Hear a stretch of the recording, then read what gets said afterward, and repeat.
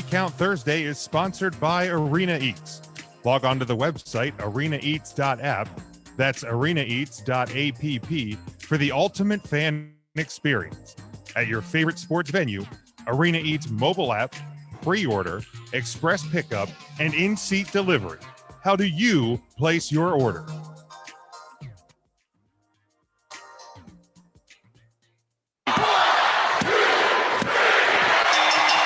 Ding dong. Hello? Everybody 3 count. 1, 2, 3. 1, 2, 3.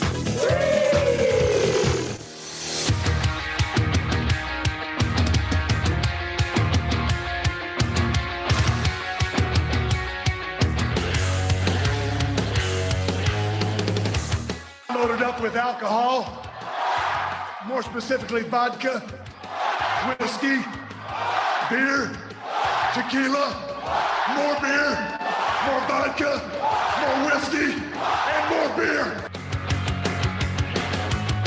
That's right, I'm a Paul Heyman guy. Stupid idiots. I did it for The Rock. I did it for the people.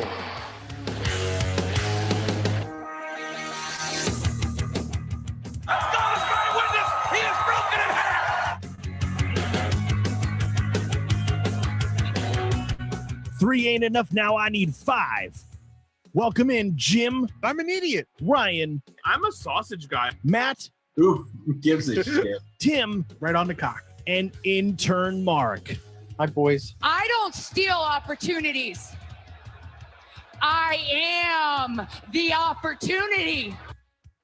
Welcome, everyone. 3 Count Thursday. We are live April the 15th, 2021, and we are still the podcast of the millennium. We're glad that you can join us. And if you are joining us live, please give us a like and a share. We'd appreciate getting as many people in here on the live video as possible. As always, you can go to 3countthursday.com. That's our homepage. You'll find all of our social media, our merchandise over at whatamaneuver.net. What a maneuver.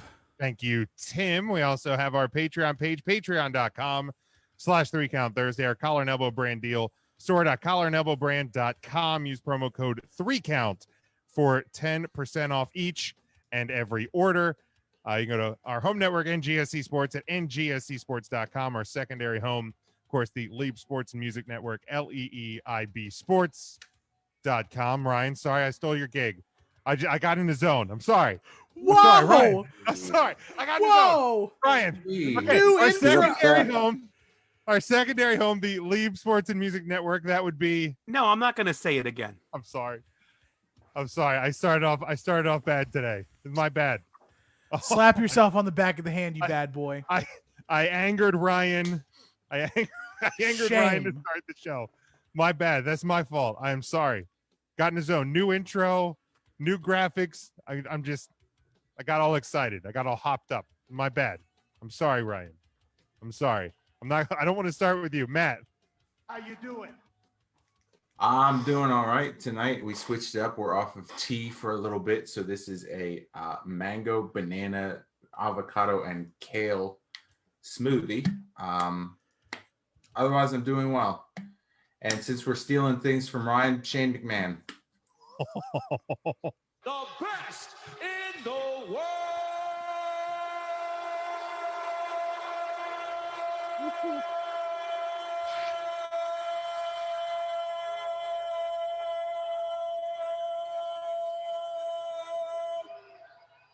Shane McMahon.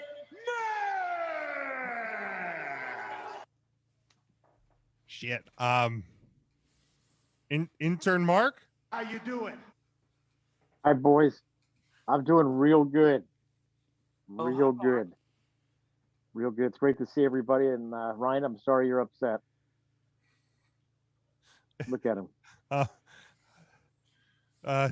Tim. How you doing? I'm good. I'm half vaccinated. I'm ready to go. Rip roaring. Nice. I'm ready to go and meet all of my friends in the streets and open mouth kiss every single one of y'all once I'm done with this. May 15th, watch your mouths. I'm coming in. Come in my face. Ryan. How you doing? Tim brought it back for me a little bit. Good. That's exciting. Happy first Vax Day. That's great. This Saturday marks the 2 weeks post my second shot, so I'm ready. So I'm ready, Matt. So you'll be able to open Right. mouth kiss people. Matt, you're fully on, right? You're fully good. On. I've been mouth kissing everyone I see for 2 months now. It's a shame I haven't seen you in a bit. It's the way to be. I guess. I get my second on the 27th of this month, so I'm almost there. And intern Mark, what's your vaccination status? If you don't mind us asking. Oh, I don't mind asking. The HIPAA laws mean nothing to me.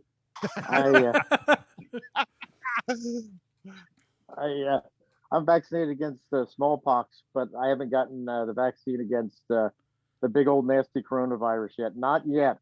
Okay. I would rather these older folks and people in need get it, but my time's coming up.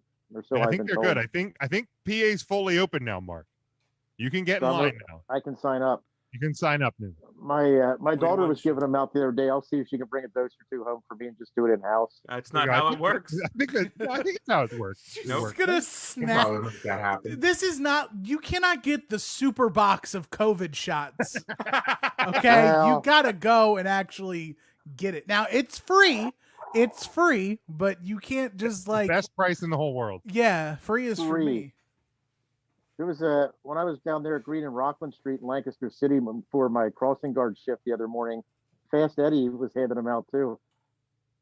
Can't do that.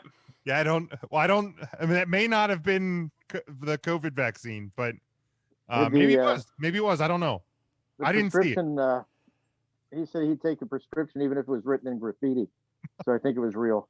Jesus Christ. I don't know how much I trust my street pharmacists named Fast Eddie. Fast Eddie, especially in Green and Rockland Street in Lancaster City. But yeah, you can get in line, Mark. I'm telling you, it's all the cool kids are doing it. You can do it now. I'm pretty sure like a lot of the old people have gotten it, or they've at least had the option. So if they've missed out, it's your turn. Well, it's on them. It is on them. I'm pretty sure they have a corona vaccine whoopie pie at Miriam's at this point too. So. You know what? I'm going to suggest that to Vernon next Tuesday. Actually, I can text him after the show. I have his number. There you go. We text. Well, I mean, he has to prepare them before Tuesday. Oh, he's got to have them ready. Plot twist: they don't wear the masks very often. You actually just get the Rona and get your antibodies that way. No, that's not a joke. That's the dead truth. Well, that is the dead truth. That's the truth. But yeah, it's obviously it's been a wild week. Dude, I can't wait to get sidetracked and talk about fast food because there's not much happening in professional wrestling this week. Today, and nothing's going on. Nothing's going on. This is the first time in like a month that the five of us have been here, right? Yeah, it's been a little bit. Boy, that's weird. It's definitely How's been everybody been? Since we all survived WrestleMania week. Unfortunately, there's some people who didn't, but we'll get to that later. Oof, yeah, let's go to the weekly segment. Later on, we'll talk about a new weekly segment, but there's some other things. But let's get right into it. Of course, we're looking at April the 15th in pro wrestling history. If we're not live next year on April 15th, because we'd have something else to cover. But again, we'll get to that. We go back to 1973. No birthdays today, but in 1973, after 20 years in operation, the Japan Pro Wrestling Alliance closes. The JWA's top stars, Giant Baba and Antonio Inoki, had left and formed their own promotions. Baba founded All Japan Pro Wrestling. Inoki founded New Japan Pro Wrestling. 1993, WCW held its first ever event in New York City at the Paramount Theater at Madison Square Garden. The main event of the show was Sting defeating WCW World Heavyweight Champion Big Van Vader by DQ. Of course, Vader retained the title. 1997, the Monday Night War continued with Monday Nitro winning the week over WWF Raw is War 3.5 to 2.2 in the ratings.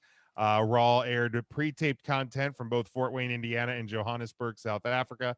main evented by Ahmed Johnson defeating Crush. Nitro was live from the Spectrum in Philadelphia, their first ever event at the Spectrum, and was main evented by Lex Luger defeating WCW World Tag Team Champion Kevin Nash by disqualification.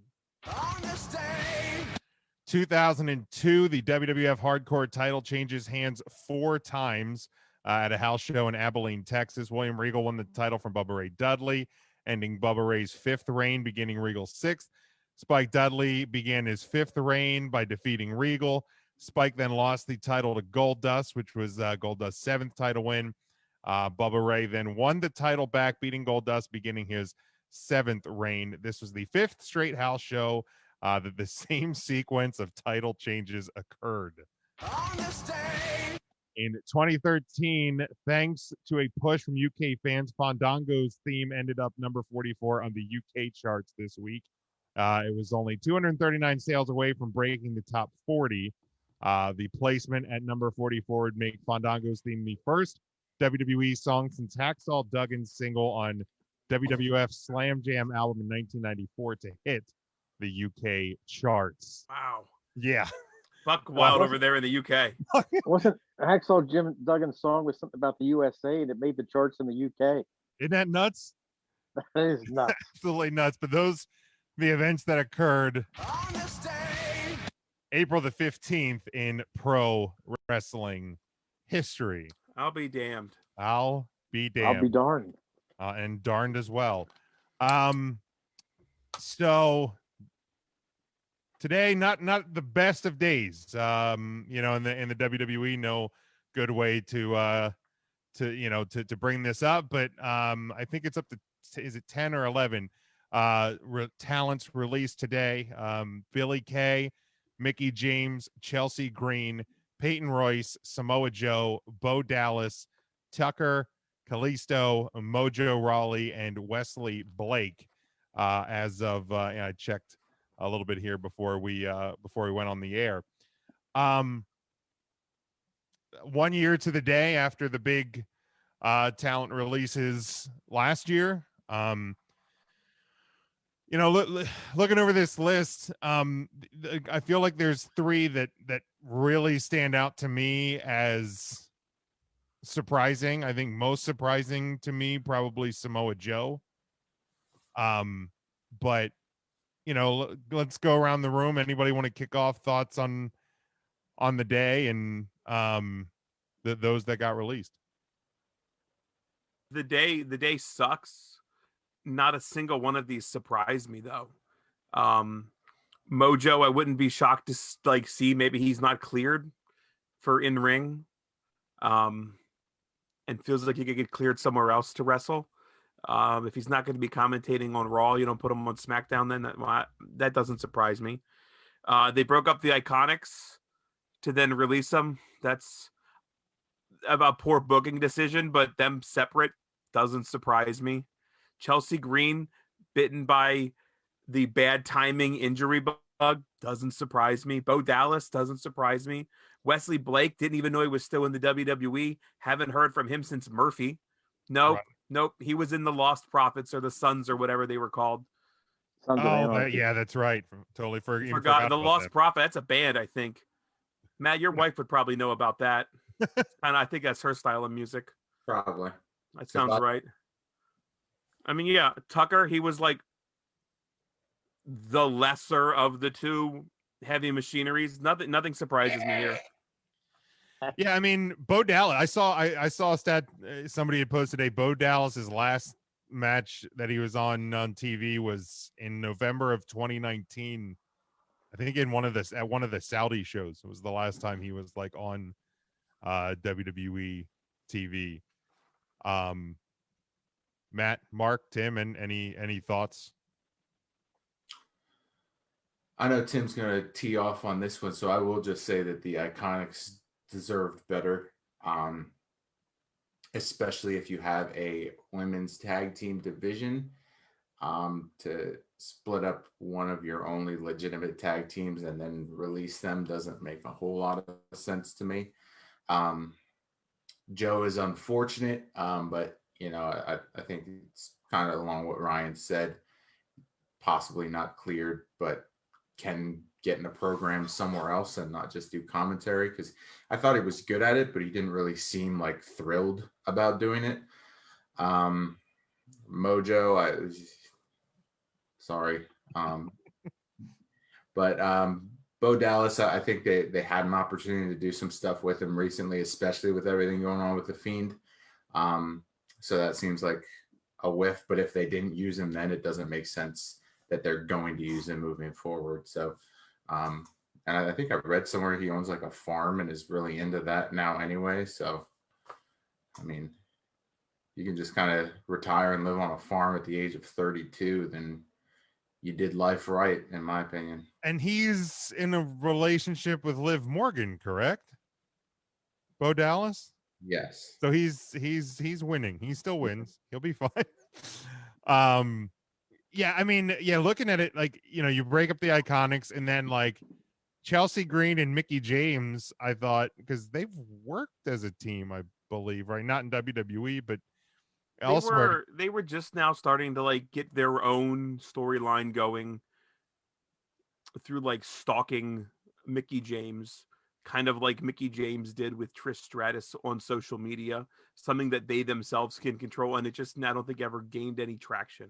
Yeah, and I mean, like William says here, like Chelsea Green had just re-signed, so it's a little odd, but something I mean, I don't know if we'll ever truly find out is if any of the releases today are people who have asked for their release as well, and were actually granted today.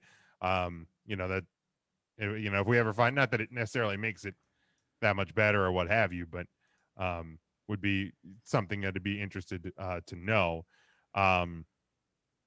Charlie here says Joe is the biggest surprise. He said he was kind of surprised with Mickey, thought they were moving her to NXT.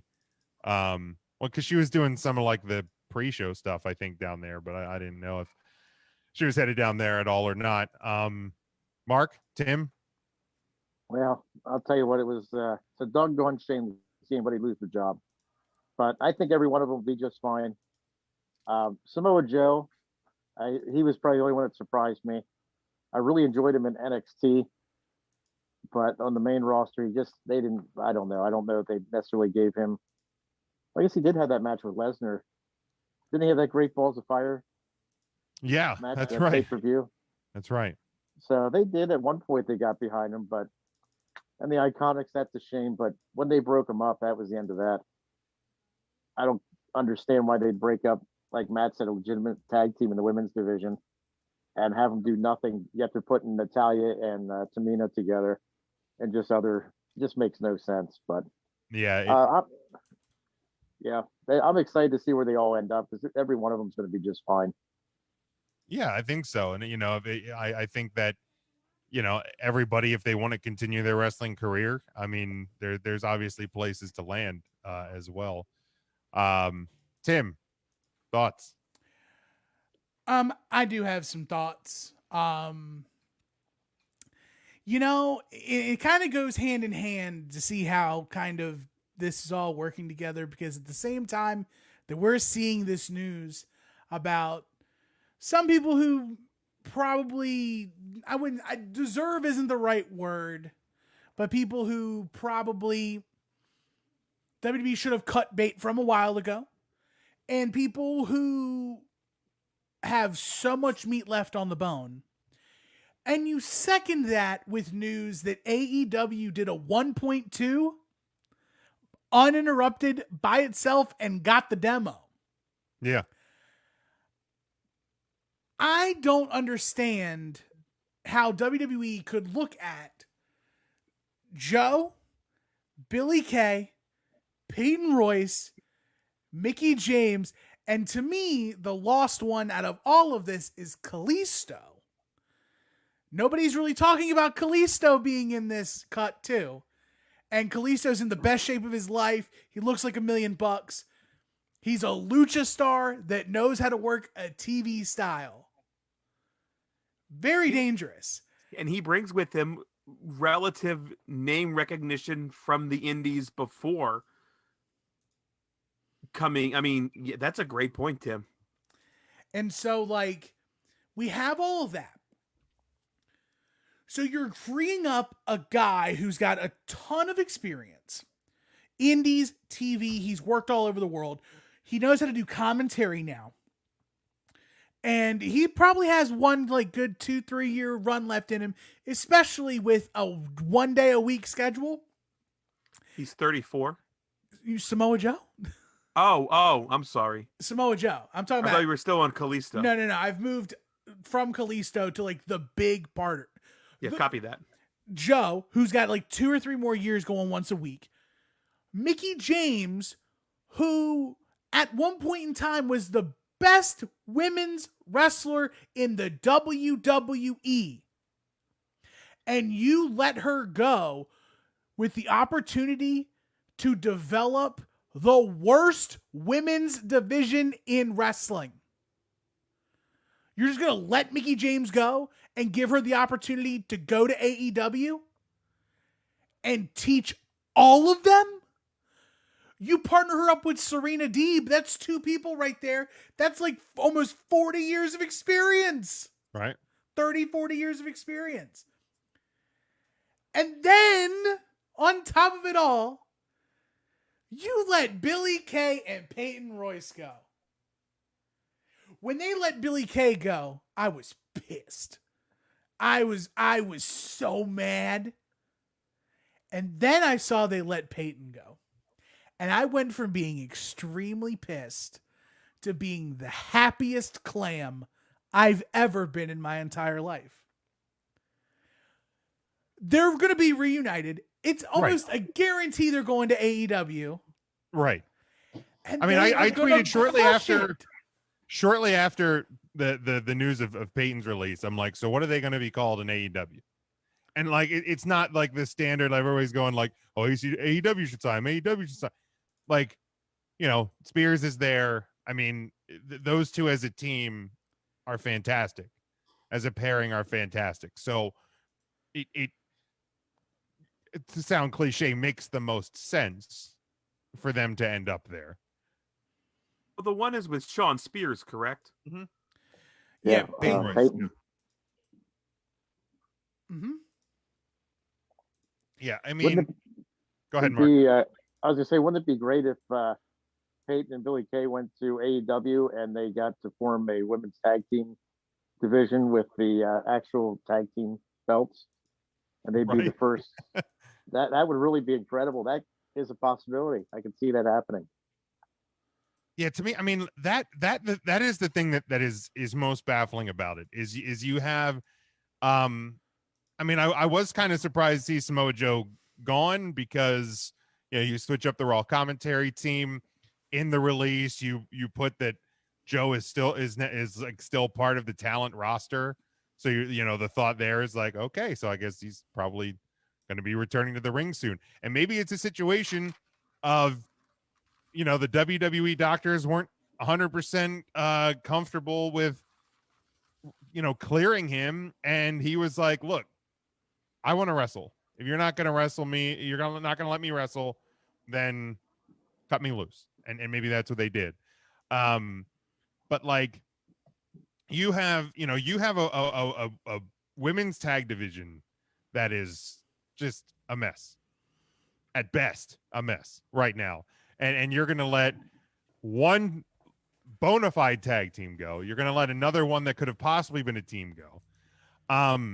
You know, for me, I look at the whole situation, and I'm like, similar to what I said a year ago. Like it's business. You know, it's a dirty side of business, but it's business, and it happens annually, sometimes, you know, multiple times a year, not just in WWE. I mean, in corporate America, it's something that occurs.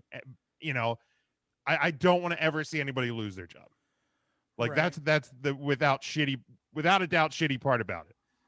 But like that's what it is. If they're not going to make money for the WWE, and WWE doesn't see them as somebody that they're going to make money with them over the course of their deal, then this is what's going to happen. Yeah, Tim. So Jason in the chat, by the way, if you guys are listening to us on demand on the podcast version, the downloadable version of this.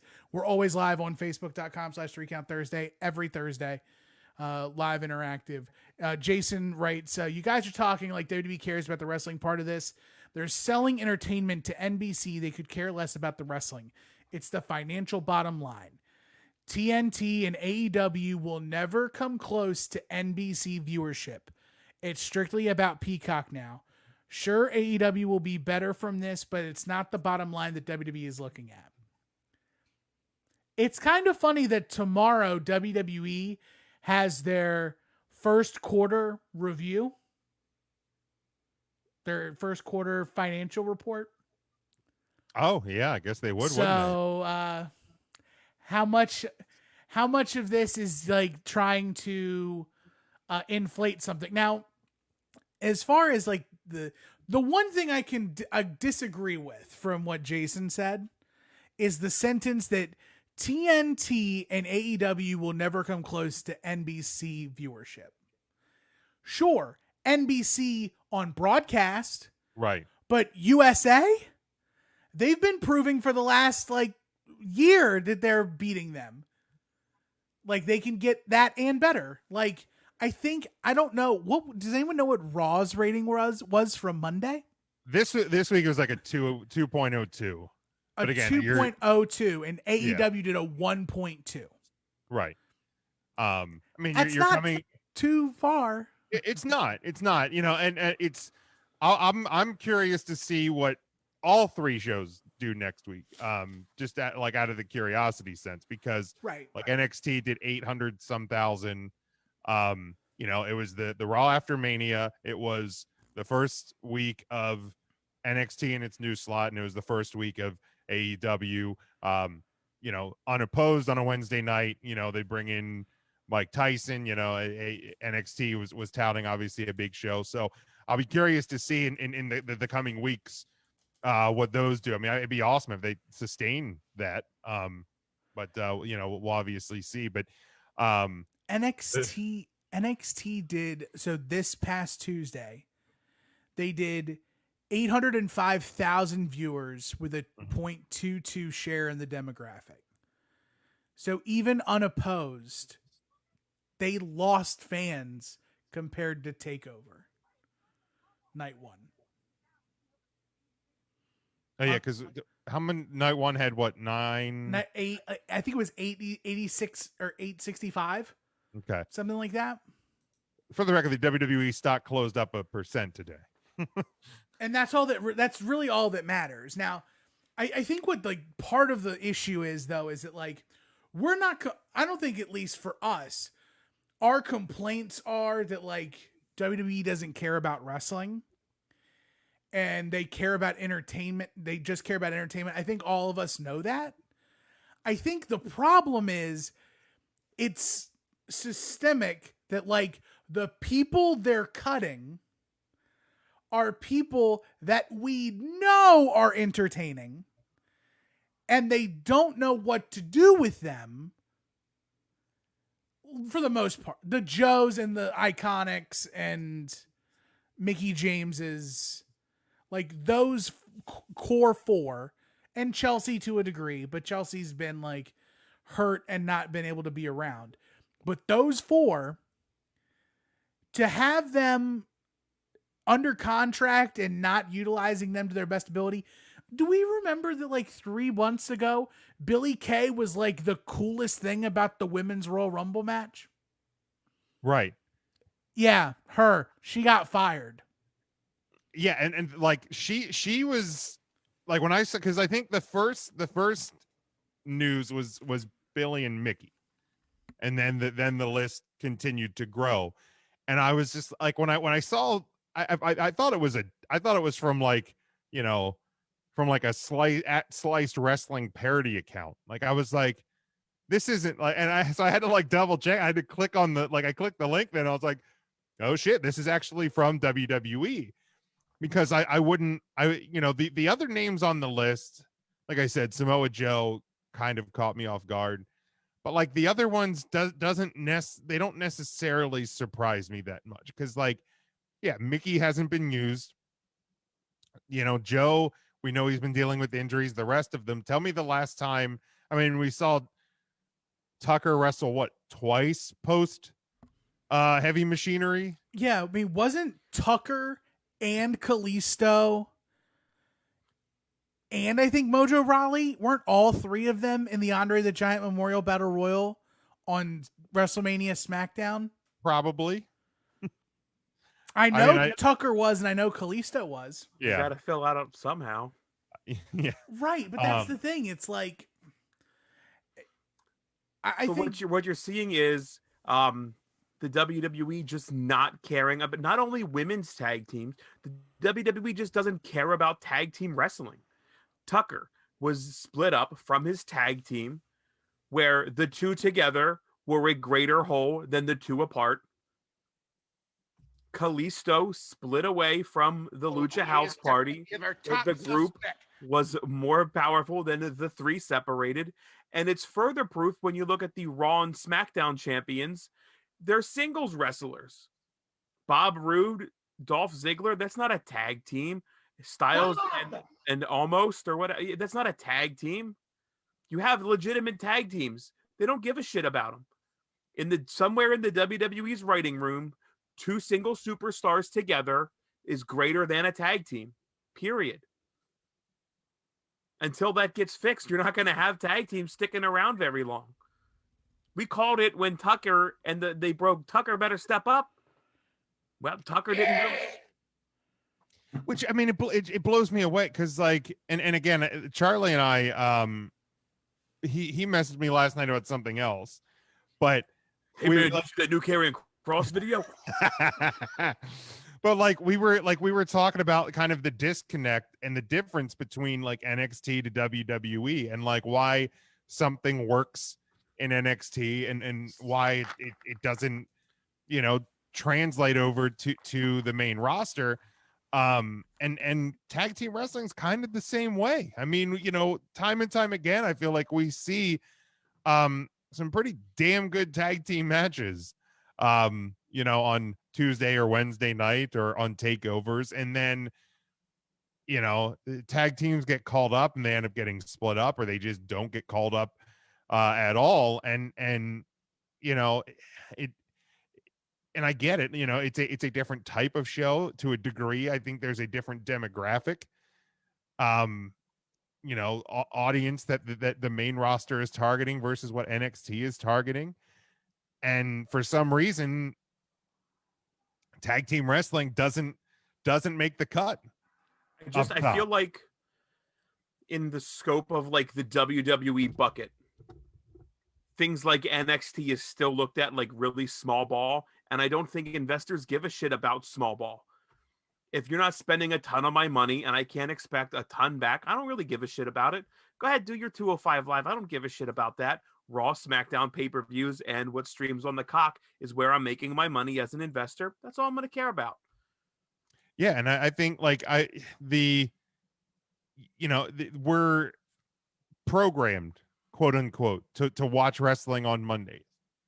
We're programmed to a degree to watch SmackDown. But like I joke about it, but like there's a reason why people quote unquote hate watch Monday Night Raw.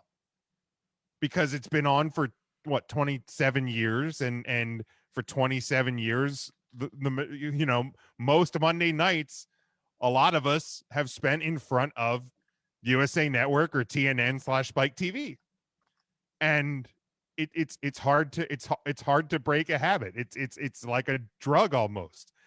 We're not necessarily programmed to watch NXT. We're not necessarily programmed to watch 205 Live. We're not necessarily programmed to watch other programming. So like, yeah, I mean, NXT, as great it is, I love NXT, but like I do agree with you, Ryan, that I think it is viewed differently, and it doesn't always translate. And I mean, a lot of the names today were stars in NXT that for whatever reason, call it incompetence, call it misuse, call it whatever, it didn't work on Raw or SmackDown. for any number of reasons. Yeah, and I don't want to be that guy. But all these people get released. And then you can also look at the roster that remains. And there's about 5 off the top of my head that are problematic negatives. They have rap sheets. They're not listening. Let's just spit them out. Velveteen Dream. Fuck them. Velveteen Dream is still under contract. Fire his Austin ass. Theory is still under contract. Jordan Devlin is still under contract. Well, that's a good point. Forgot Matt him. Riddle is still under contract and had a shot at the WWE Championship on Monday. Yeah, it did happen. Yep. Jackson Reichert, both of his tag partners are fired before him. Yeah. That's fucked up. I forgot about Mega Magoo. And then if you want to go even farther, Drake Wirtz, the ref. That's fair. Oh doing There was- white yep. power symbols in group shots with all the NXT refs. Yeah. Okay, like I get it, and that may like. Wasn't he just saying the lighting's okay? Isn't that what he was saying? Oh, I count to 3, guys. Like, no. 1, 2, 3. Ding ding, ring it. That's why. But we when have you get a picture with somebody, you have to have your hand out like this, so you're safe. or just don't put your hands in. Everybody knows Right, this just is leave- hands nothing out. to hide. I don't know what to do with my hands. I will. You know what? From here on out, 2021, guys, when we become fans again, every mark photo you take, just Hands put in your sleeves. hands in your shirt. Hands in the sleeves. Hands and sleeves. Mark photo, hands in shirts. Just There we go. that's all you gotta do. I don't have any hands, guys. But it just everybody gets fired, but then those guys. I mean, Riddle, they're making money on right now. Riker's in a program with Elias, and What's Velveteen Dream doing?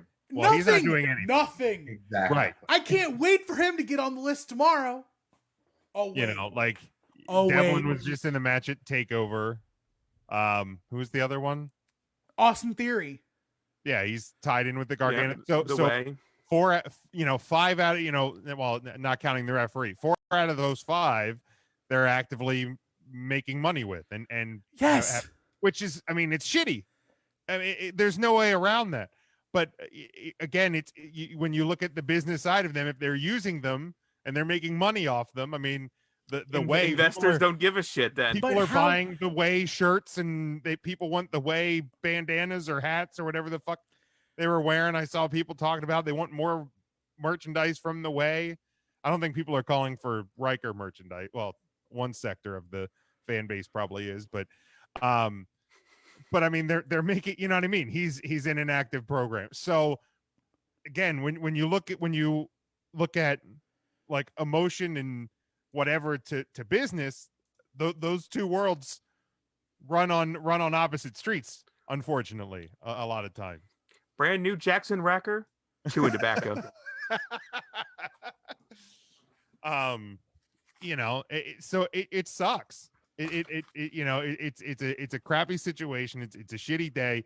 You know, I never want to see, regardless of the fact that you know, I really think anybody on that list, you know, that for the, you know, that wants to continue their career, I think there's obviously plenty of outlets out there, and as things continue to hopefully open up and get back online, and fans get to return to buildings, and things start to hopefully resemble some normalcy as we go through the rest of this year, there's going to even be more outlets for them to use. And I know Charlie said, like, he thinks Mickey will end up in NWA, but the beauty, you know, right now is, like, if you end up in NWA, you're probably going to have a chance to work with AEW. If you end up in Impact, you're going to have a chance to work with AEW or New Japan. If you end up in New Japan, there's a chance. So, like, with those forbidden doors that are being opened, landing in one company almost doesn't sign you with 4 companies, but you can end up working numerous places. This day used to be a Monday, right? Black Monday in the WWE. Is that what it kind of was called? I feel like it was a Monday. Kind of. They did years ago. Right. It did. Like, Did it used to be like the Monday after Mania or the Monday after the Monday after Mania? I think it was Tuesday. Wasn't it a Tuesday? Black Tuesday. There was something. Yeah, I was always there was a day, and since it's happened now recently, there are significantly more places for these stars to land on their feet and practice their skills elsewhere and make somebody else a whole lot of money and make themselves a whole lot of money elsewhere. And if there's one thing we know about the WWE, the door's probably open for them to come back at a later date. Except maybe Tucky. He was a little bit tweeting about freedom at last, and he can't wait to tell the story. So maybe depending what Tucky says, maybe not. He'll be on a shoot interview on YouTube in July, is what you're telling me. Yes, he will be filling out the dick bag. Did you guys see the Twitter interaction between the internet's favorite wrestler, still CM Punk and Samoa Joe? I saw a little bit of it. I did. Where Punk sends Joe the GIF of Charlie Murphy digging his boots into Prince's couch. Yep. To which Samoa Joe said they should have never gave us money. Yeah. Yep. Like, it's so true. It's so true. Like, my favorite indie feud from 2005. Now, I don't want to sit here and do the when CM Punk returning to wrestling game. But right now, probably never. But like if Joe, let's say Joe signs with AEW. You say that, there's money there. That merch is gonna sell, Tim.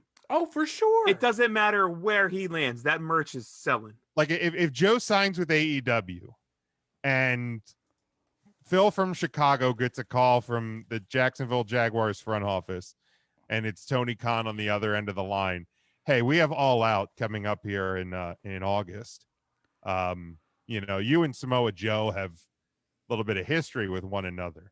Like, do you think that that CM Punk would be something he'd probably go, okay, let's spin the tires here? I think for Phil Brook from Chicago, that's enough to get me there.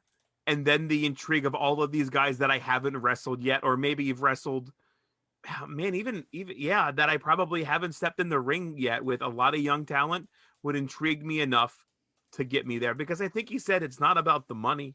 It's about the right situation. I think he said, on Renee's podcast that, AEW has more talent he'd be interested in working with. I think even this week he did an interview somewhere and he specifically mentioned Kenny Omega about something. I don't know exactly what he had said, but it kind of, if you want to put pieces together, I feel like that's probably the most likely landing spot. And maybe that's the thing that opens the door. Maybe I'm jaded because I'm a fan, but that gets Dynamite's really, really close to those Raw numbers we were just talking about. Yeah. Real close. Yeah. I mean, he's the most, the person everybody still, 15 minutes into the WrestleMania Saturday kickoff show. The first time fans have been in a building in a year, 1 year, 1 day, 9 hours, or whatever the hell they were beaten into the ground. A year, a month, and a day. Right. What did you hear 15 minutes into the kickoff show? Crowd sweetening. So, that was piped in. Vince fucked up. Hit the wrong button. Ah, shit, pal. Hey, I've been there. I've hit the wrong button on this podcast many a times. I hear Matt's talking. I got Mark on the screen. I got wrong picture. I got wrong stuff on. It's hard, man. Oh, I forgot you do the flippy do stuff. Yeah, I forgot about that. I do flippy doos, baby. Like right now, you're full screen, baby. Don't need that. All right, Sorry. cool.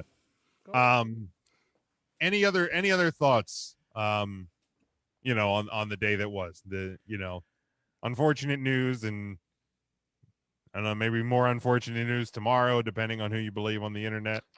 Yeah, I think the big takeaway is really what Tim said. Mojo probably was the one that deserved it the most. I mean, that's also fair. Responding to a question in the chat from Michael, the 90-day no competes. I'm not sure if these guys do have 90 days. It depends on if they ask for their release. Because, for example, Andrade's release has no 90 day. The release he was free to go wherever he wanted. Blake tweeted he'll begin bookings in July. So then it's 90 days. So yeah, or 60. Whether that applies to all 10, that I don't know. Right. I know Joe jokingly tweeted about working the 90 days when like Bush Beer or something. Who was it? PBR said they signed him and Chelsea Green, and he said, "Well, I have a 90 day." But yeah, and like that's another thing you have to consider too in this line of cuts. Andrade was 3.5 weeks ago, so technically you could include Andrade as part of the talent that WWE is cutting bait from. And who knows who's left? I mean, it's kind of crazy. So time will tell. Matt and Mark, any other thoughts? No, every time I look at Mark's screen, the ET behind him just staring at you. Is that what you've been like giggling at this whole time? We'll take the break here, and then we'll get into the stuff we originally had planned. But Michael here asks, how many people are going to want to sign up with Peacock if they're racing some of the older WWE content? We kind of addressed this the other week. I think there was one other piece that has been, it was Gold Dust in blackface, has been released since the last time we talked about it. The thing I've been kind of saying is like, look, I know, when you hear they're racing and editing content, it feels like anything from like 97 through 2001 is going to go away. But the only things they've released or edited so far have been things of blackface or racial slurs. So, I mean, if you need those to subscribe, then sorry about your luck, but you'll see the Cat and Mae Young's boobs on those pay-per-views. So I found one that was not either of those. Armold has something for me. Hello. Ooh, delivery. What's coming in? This is the moment of the night. What is that? An unwrapped sandwich? Arnold. It's like a little slidey. Oh, look at that. Wait, is that a White Castle? No, we don't have White Castle around here. But WrestleMania like Mr. 2000. Rogers' Neighborhood when the trolley comes. I know, right? WrestleMania 2000. They completely edited out Ice-T doing the Godfather's theme. What? Yes. They do the show open, and then they cut, and Godfather and D-Lo are already in the ring about to do the light up a fatty for this pimp daddy, light that blunt up and say pimpin' ain't easy. What song did they sing? Pimpin' ain't easy. It's the Ice-T Pimpin' ain't easy. So they just didn't. That happens though. They didn't buy the rights to it. The rights on the song. I'm sure it wasn't on the network. It's a WWE theme though. Like WWE, that was on like. Oh, that's like a Jim Johnson written theme. Yeah, like Godfather performed. I didn't know that. Yeah, Pimpin' Ain't Easy was on one of the rap albums, or I think it was on Aggression. I wonder if there's like a royalty deal with like Ice-T or something. But Ice-T is on SVU. Huh. Right. The only thing I can think of that they edited out for is blatantly during the theme, Ice-T, and it's my favorite part of the entire theme for the entrance. But Ice-T just screams, "Godfather's in the house, bitch!" Yeah, that would seem like a and weird... And they cut it. That would seem I like yelled that all the time Godfather came out. That would feel like a weird reason to cut that, but that's strange. That one's a little strange. I couldn't tell you the last time I watched WrestleMania 2000, so I didn't even necessarily remember that was a thing. Buy the DVD. You'll have it forever. There you go. Yeah, buy the DVD. But yeah, I don't think they're editing. Again, they're not editing curses. no. They're not editing boobies. I just watched The Big Lebowski the other day because it's on there, and like the scene where the topless girls are like flying on the little carpets or whatever at the beach scene. They're still there. You know, they're not editing things other that shouldn't have been done the time it was done. I watched Slapshot on there the one day, and it was unedited. So That's a shame. They could have edited that one down. hey. There was Jerry Lawler did a promo on Raw against when Goldust was relatively new, and he called him a flaming derogatory word for homosexual, and that was on Raw. I don't know if that made it to the network, but it definitely made it on TV. Huh. I'd be curious to know what episode of Raw that was, and to dig back and figure out. Did he hit him with the F? Yeah, sure did. Holy shit! Right there on Raw. Oh wow! I never knew that. Yeah. Jim Rock and Triple H always call Kane the big red R word. Like, is that still? Oh, that's right. That was definitely said a lot. They did drop a yeah. Huh. That was said. I mean, But it's all right if The Rock says it. I mean, Jerry Lawler also called Goldust a less offensive. He called him queer on Raw. Yeah, I remember that too. Right? He's like, "Well, what are you?" He's like, "What am I?" And he's like, "Queer." And Goldust. Yeah, I think wasn't that when Marlena first came around? Yeah, and, right when Gold yeah. like, I didn't know you two would be together, considering what you are. And Goldust like, "Well, what am I?" Yeah. And like, there's so much. Again, like, I will say all this. I preface this a lot. The 2000s were a hell of a time, folks. Right. We did a lot of dumb stuff. I'm sure the word like fruitcake was probably said numerous times about Goldust as well. Like, I imagine like that would be a Jerry Lawler-ism for Like, Goldust. Wrestling fans, if us as fans in 2000 were watching WrestleMania like a couple of nights ago, and how one of the storylines was because a little guy was calling a big guy stupid, we would think this is the most ignorant thing we've ever seen. Stupid? That's the worst he's calling you? Yeah. Rub some dirt on it, kid. Right. I don't like anybody calling me stupid. Choo choo.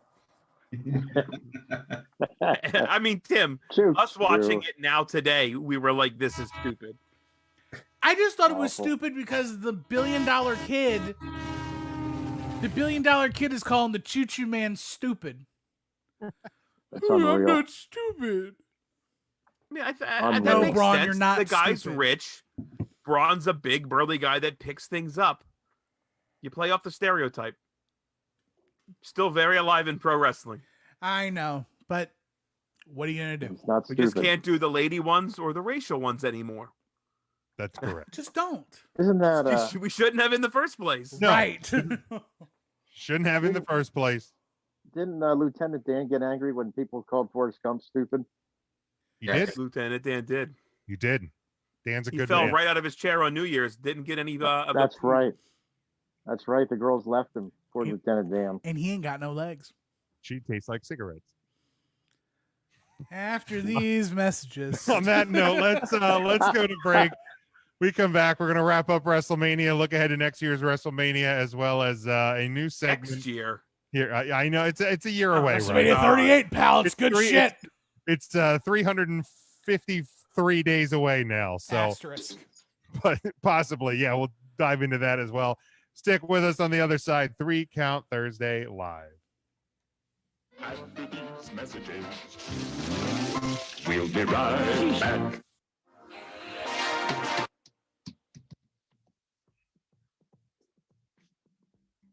Recount Thursday is sponsored by Arena Eats. Log on to the website arenaeats.app. That's arenaeats.app for the ultimate fan experience. At your favorite sports venue, Arena Eats mobile app, pre-order, express pickup, and in-seat delivery. How do you place your order?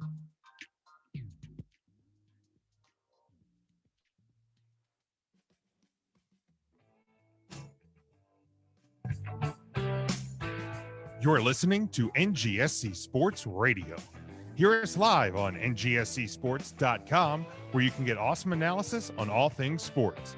Or check out our podcasts on iHeartRadio, Spreaker, Apple Podcasts, TuneIn, and much more. For our latest videos, subscribe to NGSC Sports YouTube channel.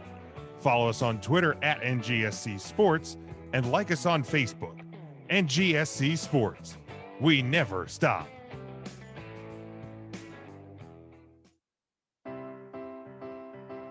Are you looking for a place to listen to your favorite music and sports? Look no further.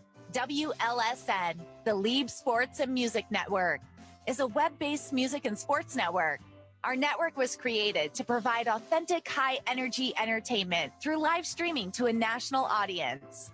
We play popular music while hosting podcasts from all over the world. Curious? Check us out on the web at liebsports.com. That's LEEIB sports.com. Or find us on the TuneIn Radio app. Got Alexa? Just say, Alexa, play WLSN on TuneIn. WLSN is America's #1 blog-themed sports and music network.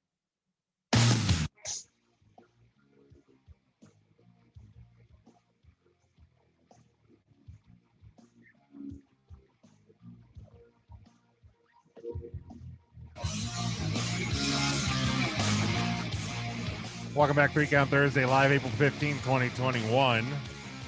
Make sure you go to 3countthursday.com. Find all of our social media links, our merchandise, our YouTube links, everything else 3 Count related, 3countthursday.com. Always the number 3, never the word 3. Ryan, I didn't warn you that I changed the intro tonight. Was that okay with you? I know you're not always the best with change, but I felt new. Scares him. Are you okay?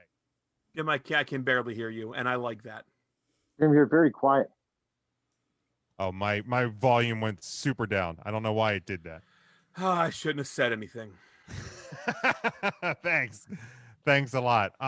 Okay, so this past Sunday, of course, Saturday and Sunday, WrestleMania weekend, WrestleMania Saturday, WrestleMania Sunday. We're obviously not going to go match to match on this thing or anything like that, but let's start with best match of the 2-night spectacular. Intern Mark, what was your best match of WrestleMania? My best match. I really enjoyed the Sasha Banks and Bianca Belair. I liked that a lot. The story, I liked everything about it. I liked Bianca taking the championship. I think that was my favorite. I don't know if that was necessarily the best match, but it was my favorite. Very good. Matt, how about you? Yep, same exact one. I thought that was match of the night for both nights. Cesaro Rollins was very, very close second for me. So if I was going to just say that to be different from Mark, then I would, but I'm going to agree with Mark since he and I are better friends than Ryan and Jim. That's true. We have documented that actually. BFFs on this show. Tim, your match of the weekend. I'm split. I'll take one from each night. The triple threat main event from WrestleMania Sunday, the best triple threat match of all time. I'll go on record. It's better than WrestleMania 20. It's better than the women's triple threat from 32, I think. This is it. And then Bad Bunny and Damian Priest versus The Miz and John Morrison. My God, that is a fantastic match. The best celebrity match in WrestleMania history. That's true. That is 100% true. Yeah. Bad Bunny did a full heat. Yeah. He did the whole match by himself, and Damian Priest was in there for like a minute. And then you got pinned on Raw. Yeah. Didn't he get like punched in the dick or something? I don't remember. Probably. The old dick twist. He got, he got pinned by a dude in his underwear. So hey, man, the Miz is looking cut though. Yeah, apparently. You marry Maurice, you're gonna have to do some upkeep. Well, You got to. ain't that And the if, truth? and if your dad's helping you do your landscaping, you're going to be in good shape. Not like 5 minutes of Ms. and Mrs. and that was what was happening. I haven't caught this week's actually, but Ryan, your match of the weekend, best match of the weekend. I'm gonna agree with Matthew and Mark down on the bottom. Your first one, well, they're down on the bottom of my screen. I'm not sure where everything works on the actual whatever. It doesn't matter. Bianca Belair. I thought that told such a great story. How her hair was used against her the entire match, and that was really the ultimate turning point in the match. Followed by my second favorite, just like Matt said, Cesaro and Seth Rollins. I think like this was Cesaro's big coming out party, and hopefully this sets up some programs for him in the future where we actually see a Cesaro World Championship, which is overdue and well deserved for such a great utility guy like Cesaro. Yeah, that one was really good. Mine, I'm kind of at a tie. I thought the Bianca Sasha match from Saturday and the triple threat from Sunday were just so good. I mean, when you're talking main events, I mean, those two matches were the best too, and those two were in the correct spots both nights. And we'll talk about one night versus two nights and when one night or both nights may be in April of 2022 coming up in the question of the week. But yeah, I thought that both main events were just spectacular. And tied up night one brilliantly, a great night one. The main event Sunday maybe redeemed a not so great night overall, but two great main events. Devin says the SmackDown Women's Championship match was his. Jason says the best match was watching Titus wrestling with his facial expressions, not to look unamused every time Hogan said the word brother. Devin also said his second favorite match was WWE versus Mother Nature. Yeah, Saturday. I thought the WWE did a really good job at dealing with a tough situation with the weather. I saw some people saying like that should be the end of WrestleMania in outdoor settings. I disagree. Look, every sporting event deals with it. Concerts deal with it. This is the first time WWE's had to deal with it, and professionals did what professionals do, and they handled it really well. So it won't and shouldn't be the last time we see WrestleMania outdoors. So then on the other side of that conversation, real quick, do you guys still have your picks? How did you do night one and night two? Okay. I didn't do great. I know night two, I got two matches right. I had Lashley, Cesaro, AJ and Omos, Braun, I think I went 6 for 7 on night one. Night two. Didn't even say it. I had 1, 2. I had 3. Okay, so I'm not the only one that laid an egg on night two. Yeah, because I was shocked that they actually put the title on Rhea. I was shocked they actually took the title off Big E. See, those are the two I got right. And I was shocked that Randy Orton beat The Fiend. I think most people were. Yeah, I was shocked by that one for sure. Like, out of my mind, shocked. I think I got Kevin Owens right. I know I picked Apollo Crews because Big E was wrestling in the hometown, and I'm pretty sure I picked Rhea Ripley. So, but just those three on that. Yeah, I had three winners right on Sunday. I had I only got 3 on Saturday, so I didn't do good all weekend. I had 4 correct on Sunday. All right. So I had half the match winners correct for the weekend. But on the scorecard, so Friday or Saturday night was I had an 80 out of 160 on possible points. Sunday I had 68 out of 160 for a 148 out of 320. Yeah, we should really do that more often. We should really stick to that this year. We should, starting with WrestleMania Backlash. Yeah, can we? Hey, would you rather, Ryan, would you rather this pay-per-view be called WrestleMania Backlash or How dumb do wrestling fans have to be? Of course, it's WrestleMania Backlash. It is the backlash of. You don't have to spell it out. You don't fucking have to do it. what if they renamed it Great Balls of Fire? Nope. Why? That's a stupid. No. But you take WrestleMania Backlash?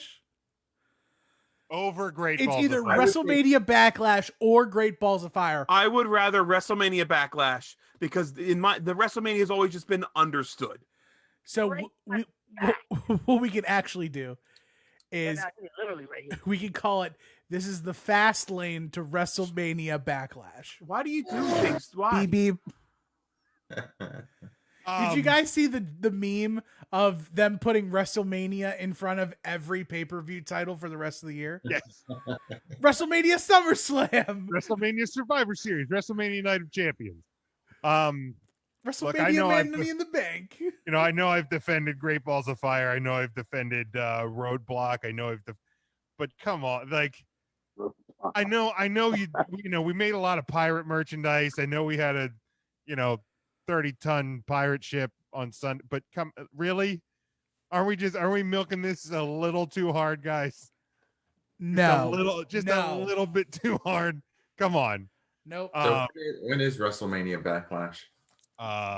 3 weeks? No, it's later in May. I think it's the end of May, actually. Let me look. May 20. WrestleMania Backlash. It is on May or may not. Watch it this time. It is May 16. Okay. Yeah, that's a sleep in night or some shit. Sure, like you're not watching. Live from the Yuengling Center in Tampa, Florida. Yeah, I almost forgot for a second that the Thunderdome was in a new location. Then Drew and Braun are arguing, and I see like a bulletin board behind them. I'm like, oh yeah, they're at a college joint now. Forgot about that. But worst, Ryan, we'll go back your way first. Your worst match of the weekend. Raw after Mania.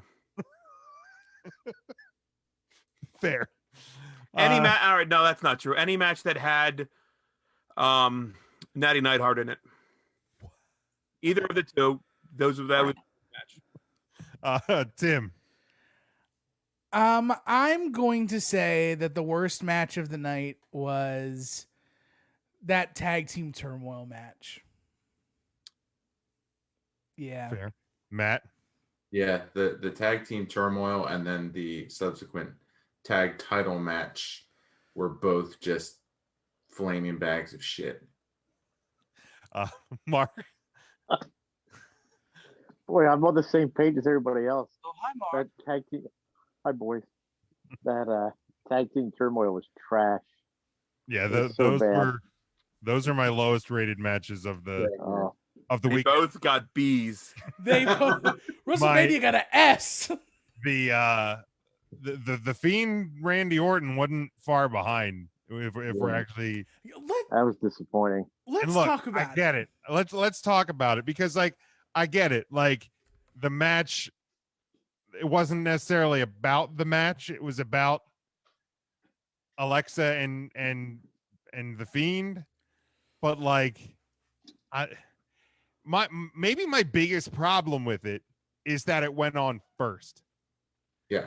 I feel if that match is third on the card, fourth on the card, I'm probably fine with it. But you come off a high that was Saturday night, and that's how you start WrestleMania Sunday. The crowd was hot for the Fiend in that match. Yes. And then they just took all the air out. Yeah, I felt like they popped them like a balloon. And you already know you're following that match with the shittiest of shit matches that you're going to have on your WrestleMania card.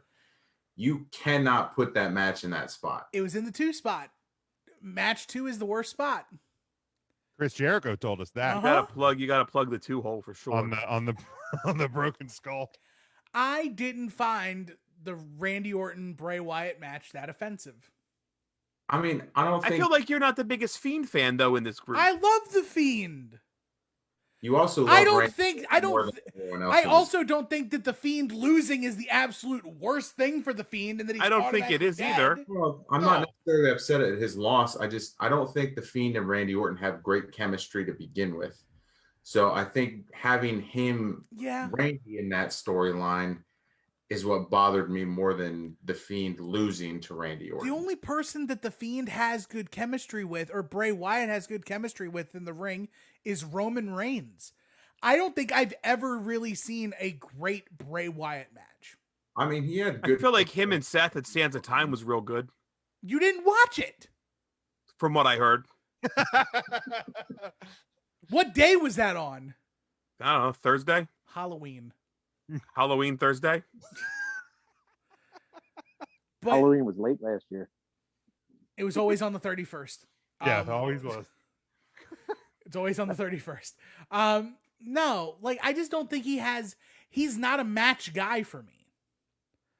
It's everything else. I love the Fiend. Here's what I don't like about the Fiend. Okay, but I can say the same thing about literally every other wrestler I like. Mojo Rawley. Yeah. He's kind of clunky. And he's friends with Gronk. He's clunky in the ring. Baron Corbin. He's got Baron Corbin. Oh man. He's got cool tattoos. Man, I don't like what they did with his. He had the coolest theme in wrestling, and then they added that stupid horn section to make him king. I can believe that. I co-sign that. Coolest theme in wrestling, and then all of a sudden, you got to put monarchical stuff in there because he's a goddamn king. Get He's the hell the out of king. here. Come on. Yeah, the crown and scepter do that for me. I don't need anything else. Which and WrestleMania Backlash. This reminded. This is one of my favorite parts of like my wife is not a wrestling fan, but you know the pandemic has forced her to watch more wrestling with me than I think she ever thought was going to be a thing, because like she has no excuse to run anywhere. There's nobody coming over to watch wrestling with me anymore. And like I remember she's watching. I feel sad for my husband sitting out there by himself. I'll go sit with him. Pretty much. Ryan couldn't come over this weekend. It's just him and the piggy bank. They're just there. She's a keeper, Jim. She's watching Corbin come out one time, and she goes, "So I'm sure they sell like the crown and scepter and stuff on the WWE shop, right?" And I go, "No." She goes, "Why?" So like she's like going through all of these like different things, like Riddle, love him or not, like the flip flops because he kicks off. She's starting to go through all these different things that like it is so blatantly obvious that they should be selling these and they're not. I don't think sell they Riddle flippy flops. I think they do sell Riddle do they? flippy flops. They probably don't right now, but they probably will once it's like time to wear flip flops. A little bit warmer.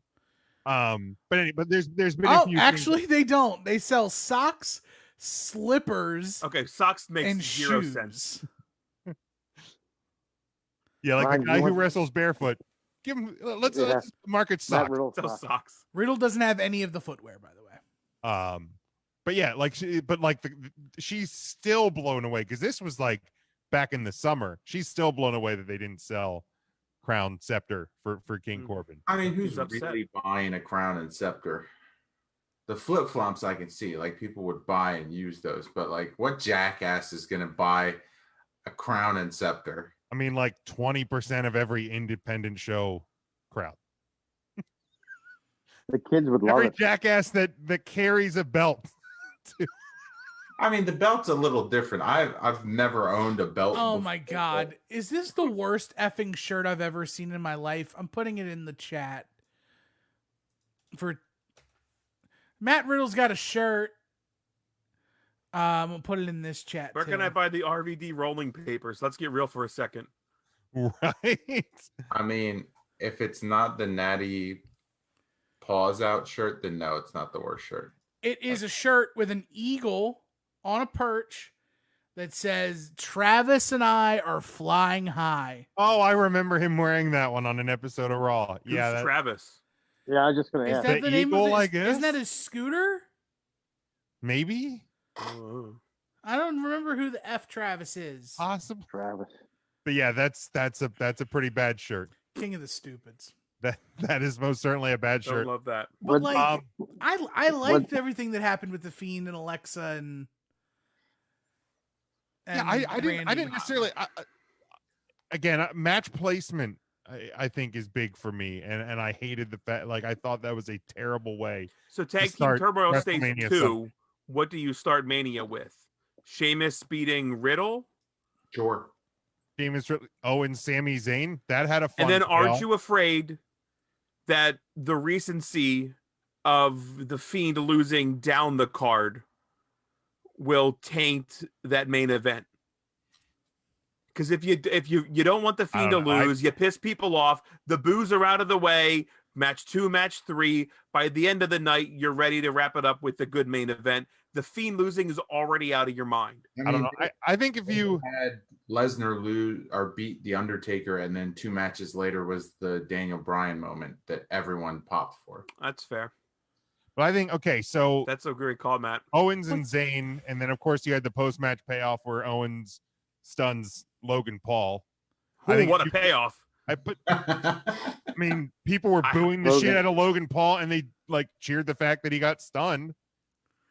Like, it's not a great WrestleMania moment, but people popped for it. They didn't pop for the Fiend, did they?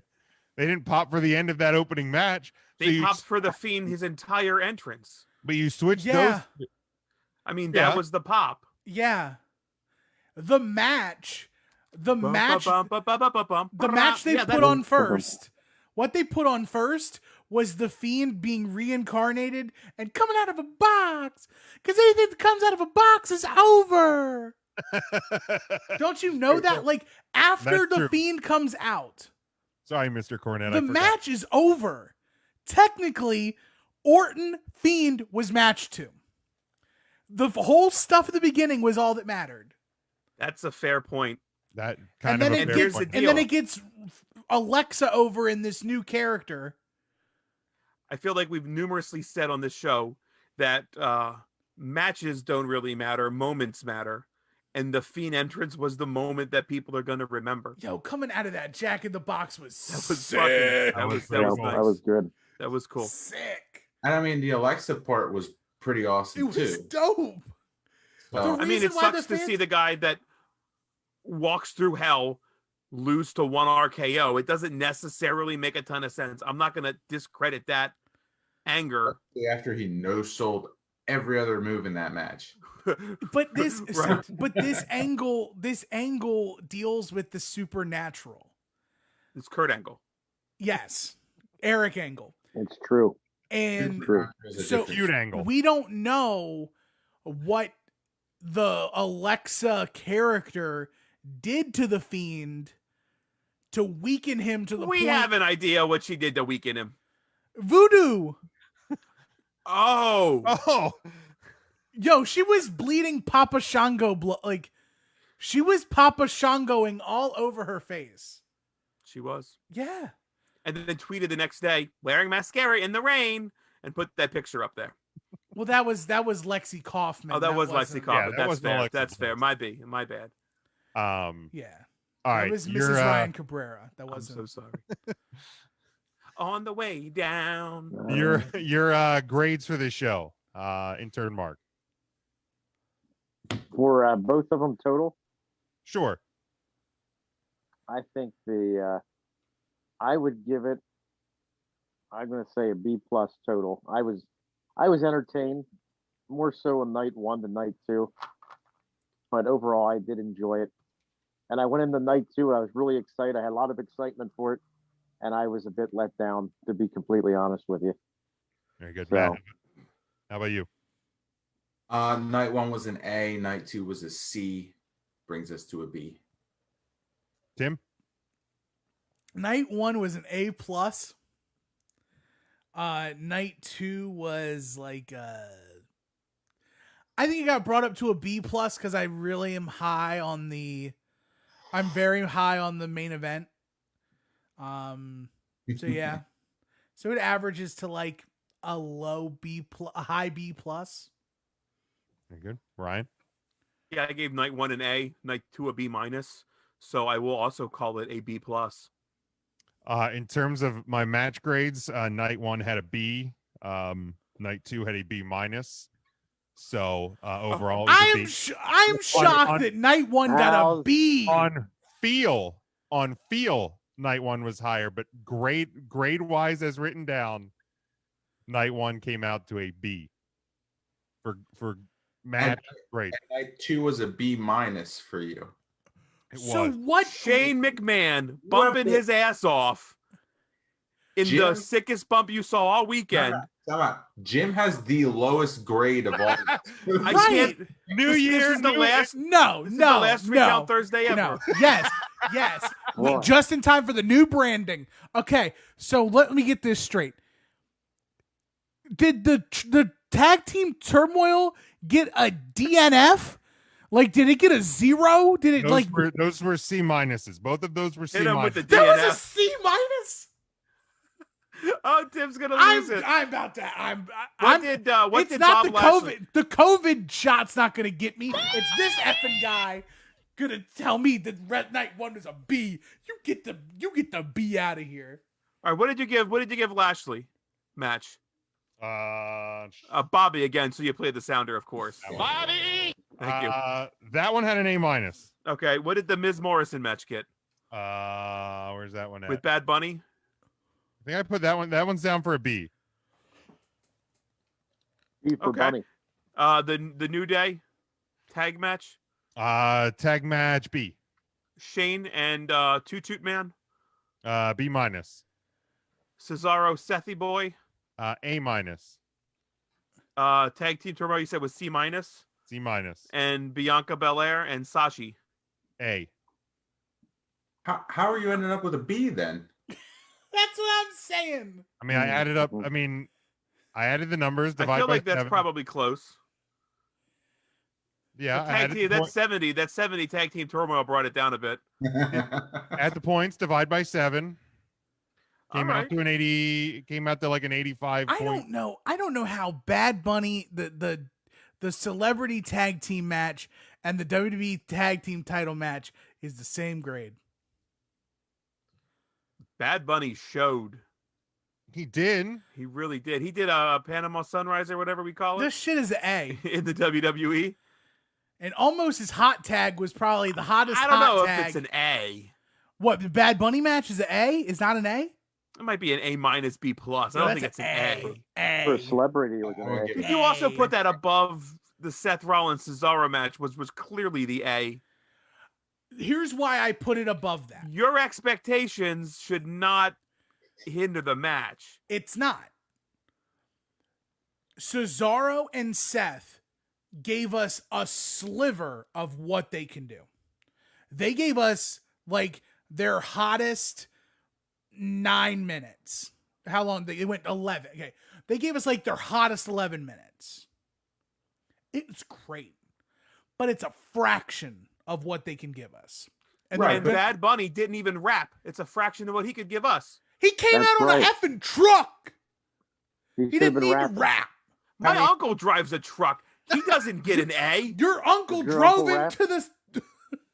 You can't say they just get, like, they're not going to get a longer match time. That's a non-title match. Like Seth Rollins versus Cesaro had nothing really on the line. Right, but what I'm saying is that, like, in order for, like, it's a given that that's a great match.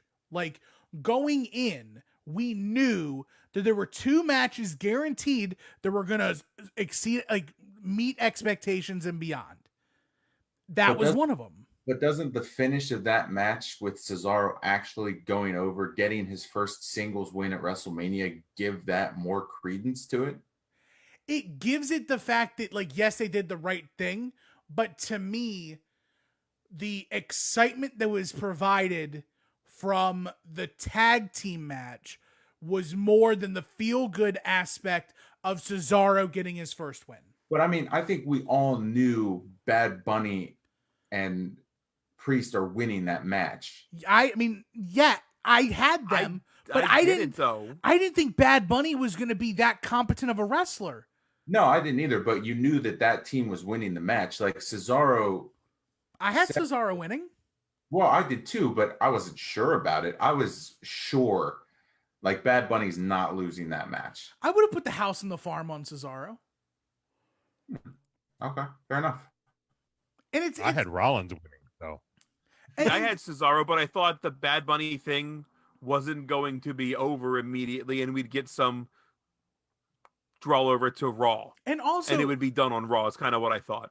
There's also a lot of like hair splitting too. Like when you're picking like the best matches of WrestleMania. Like I picked Bad Bunny at night 1, but really, I think with the exception of Tag Team Turmoil and hair splitting, hair splitting a Bad Bunny, I would rewatch Cesaro and Rollins, the Raw Tag Title match. I'm not giving him this.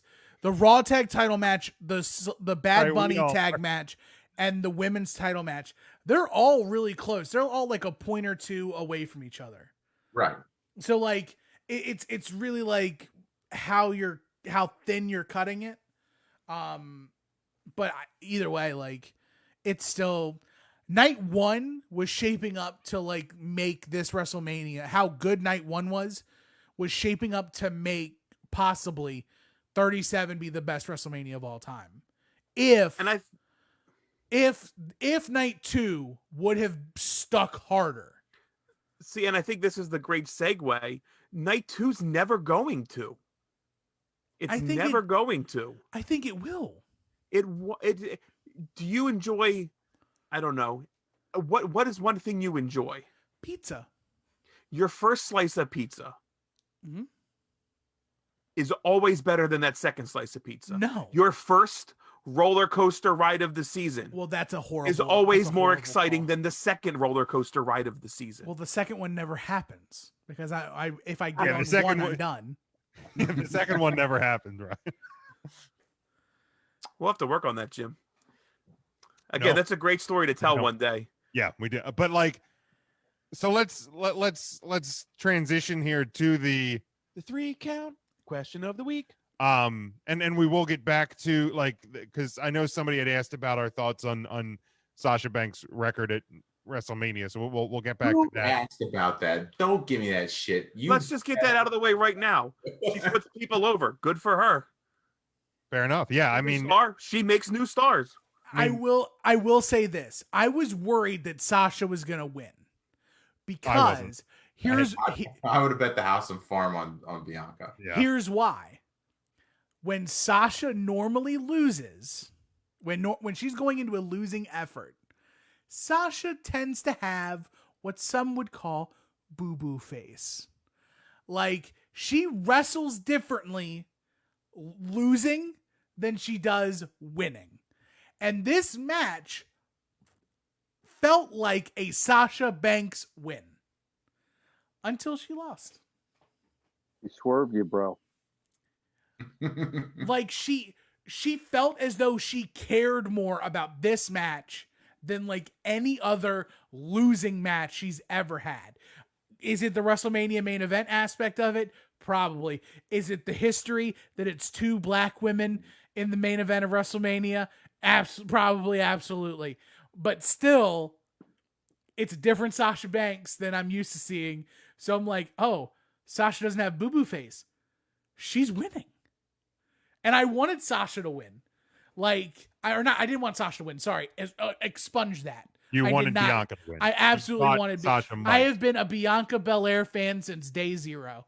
And I swore Sasha was going to win.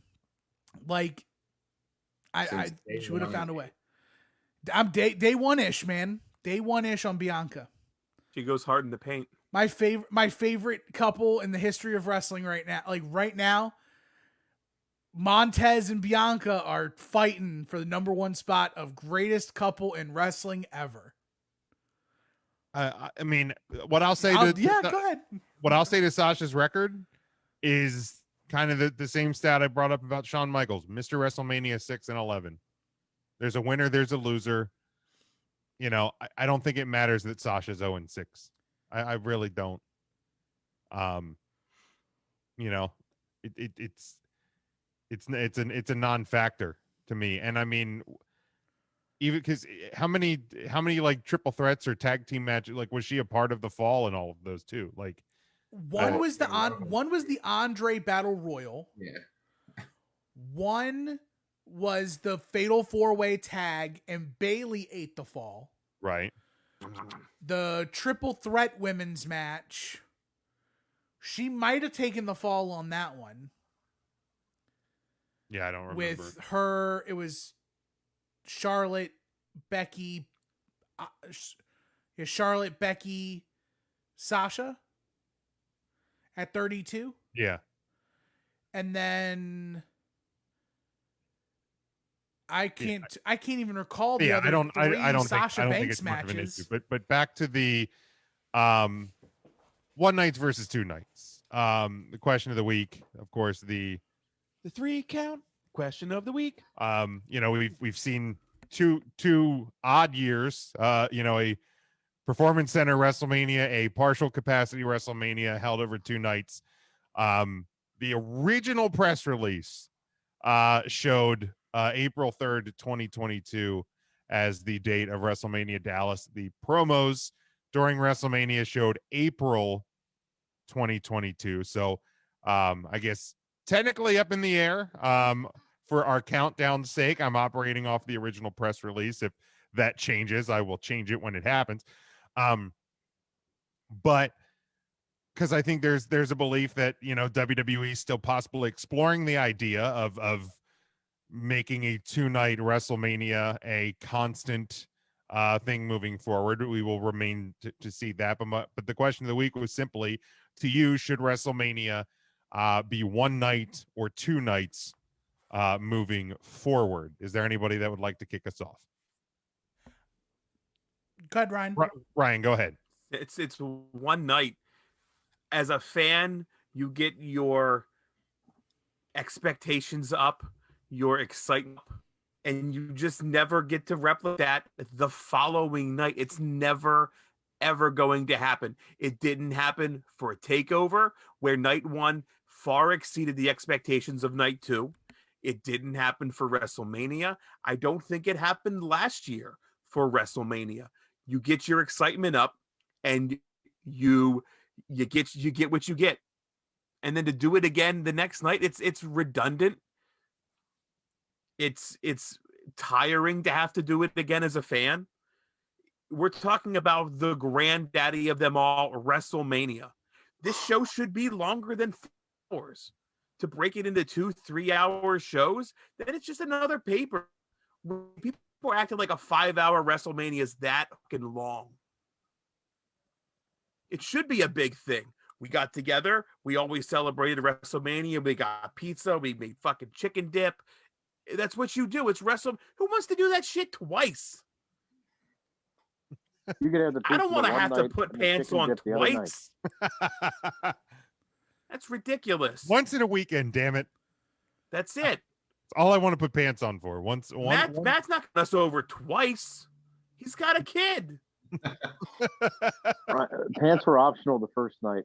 The second night they were mandatory. Not now, not with the kid in the picture. We all got to wear pants. Keep it 1 night. Stupid to do 2 nights. It's WrestleMania, so it's a little bit longer. Shut the fuck up or don't watch it. Thanks, Jim. Now on to you, Tim. Ryan's upset. Still. WrestleMania has to be 2 nights. Get him off the screen. WrestleMania. The last 2 WrestleManias are WWE's. First one was circumstance. They had to play with the cards they were dealt. They could only have a certain amount of people in the building at one time. They had to rotate people in and out. It was a clustermuck night. This one was really WWE's first attempt at a legit 2-night WrestleMania. WrestleMania 2 was weird for being in 3 different places at the same time. WrestleMania 1 was weird. But by WrestleMania 3, it was like the biggest show in the history of shows.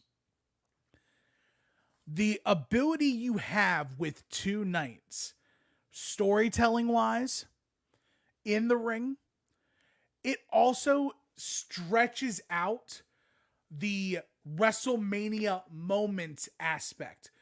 How big would have Sasha and Bianca been had it not been the main event and had to go on before Roman, Edge, and Daniel Bryan?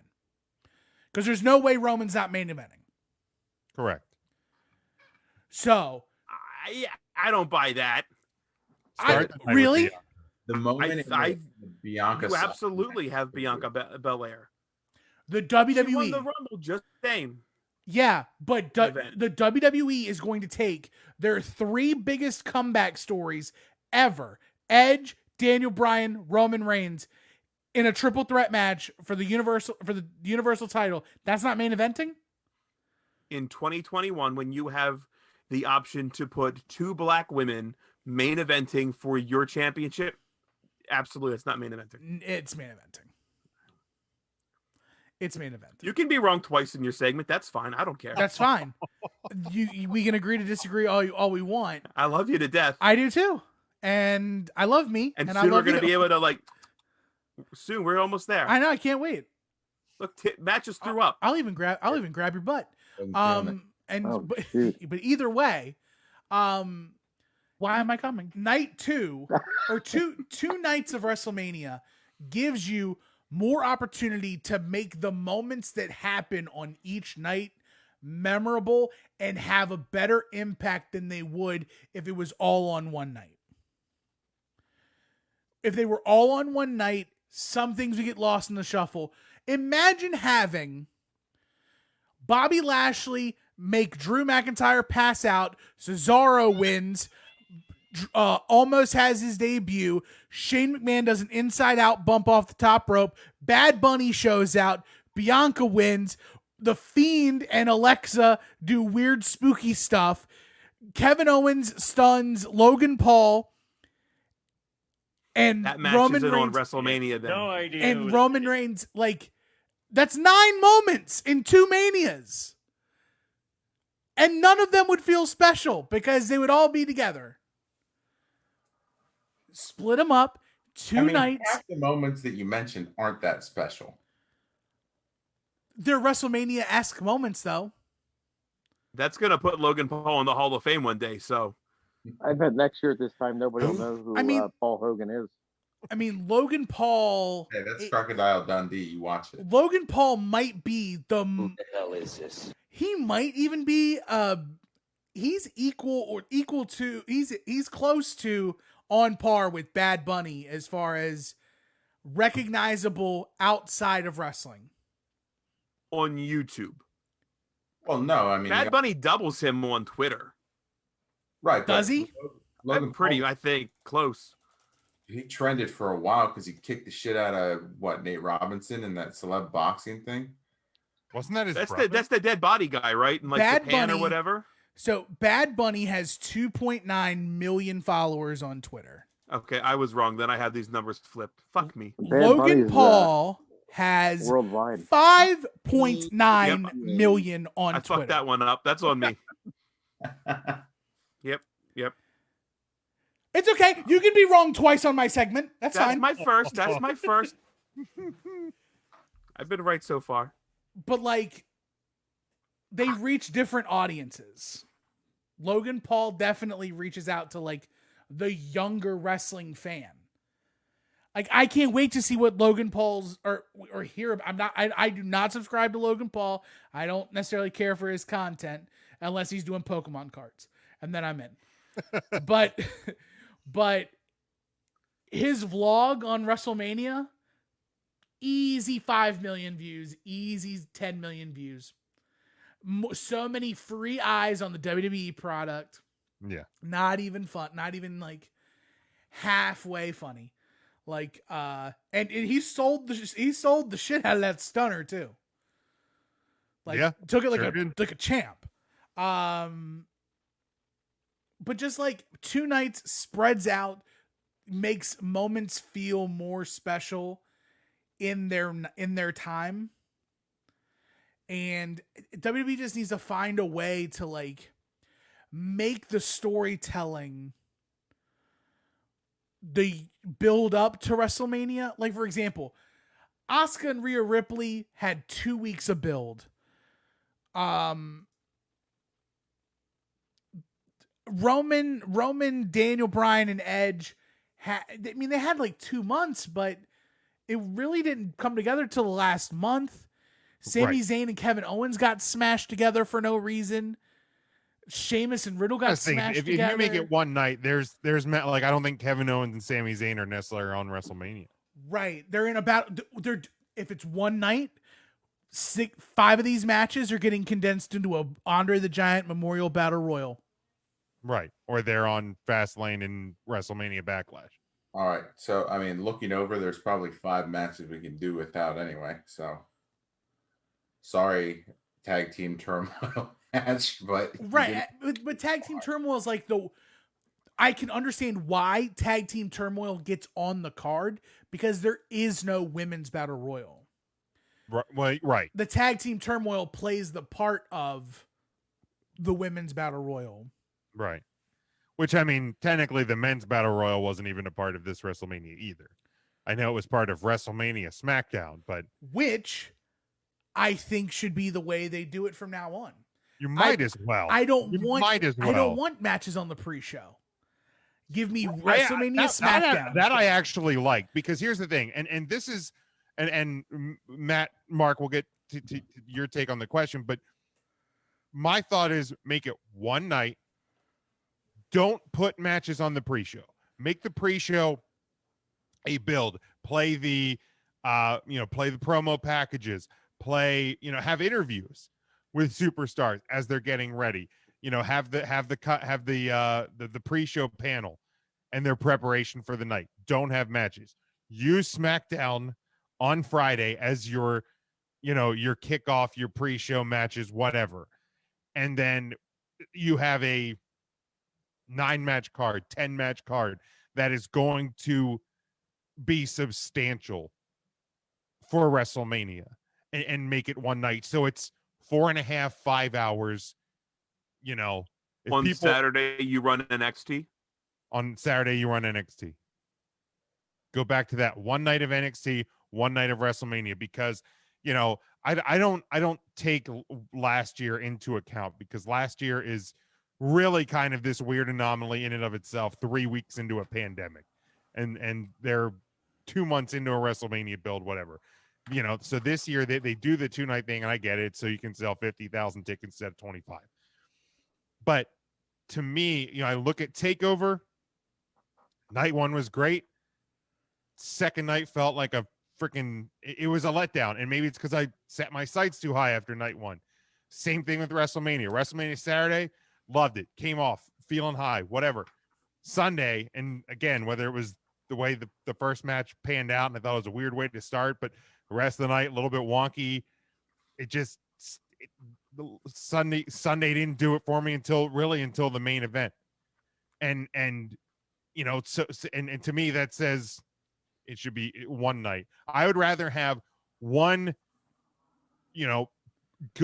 pretty good, borderline. Was it great? Was it not great? Night of WrestleMania, instead of, dude, night 1, really cool, really awesome. Night 2, oh man, that was kind of a letdown.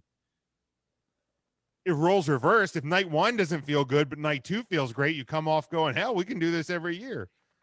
But I'd rather just have one card that presents me good.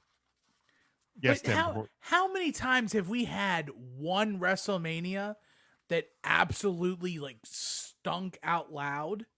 32. And we're just like, ugh, and how bummed out we were.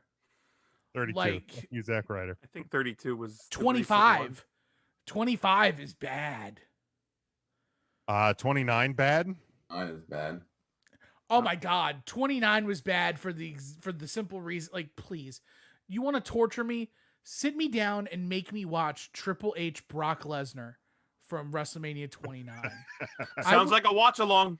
I was there live, and I have never been more bored of wrestling in my life. So 35 was good, long but good. 34 I thought was good. 33 good. 33 was fantastic. That's Roller Coaster, right? Yeah. Roller Coaster was great. Yeah, it was 32 really good. meh. 32 32 was star. 30 were good. So I mean, like 31 every was few great. years you 30 have was kind of okay. I didn't like 32, but 30 I said The 30 build was was okay. so good. fucking Zack Ryder. God damn it. But so I mean, every handful of years, 25, 29, 32, there's only 3 years, but every 3 to 5 years you're going to have a clunker. You also have to think Get too. it over with in one night than to stretch it out over two. Yeah, I like one night. I do. I mean, any big spectacle has to be wrapped up in one night for me. Like the Super Bowl coverage and everything is like an 8-hour ordeal. But I mean, people still get together and watch it and aren't like, oh man, get this over with by like the fourth quarter. Like, can you imagine halftime of the Super Bowl? They're like, all right, guys, see you tomorrow. What? Halftime show will start. You get 5 The Weeknd songs, and then he will sing 5 more. 5 more tomorrow. And you get the second half. Second half. So to me, anything big like that always is going to have to be one night. Like the Oscars, same thing. Like they drag on, but I wouldn't want them to stretch out over 2 nights. But then that's comparing wrestling to sports and entertainment. I made it full circle. Okay. But then you also have, I wouldn't necessarily call an award show entertainment per se. I would look at WrestleMania being a concert of some sort. So you mean to tell me that like the multiple 2-3 day long festival type shows? I never attend one of those. Never. Okay, take your hippie patchouli wearing ass out of this. Oh, let's go set up a tent and not fucking shower for it. Get out of here. Yeah, like the Bonnaroos, the Fireflies have just never. I mean, I went to like creation fests when I was in high school. I have no interest in doing that at 36 years old. Way too old for that. Right. I'm not saying, but I'm not saying that like, I'm not saying that we go to that, but I'm also saying like, sometimes. Do you know who does that really well? NASCAR. And they show different events every night. So do it and show NXT one night and show WrestleMania the next.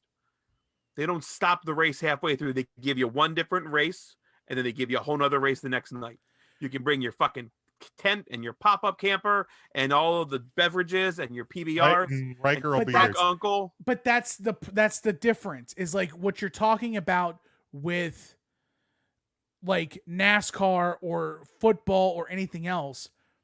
That's one action.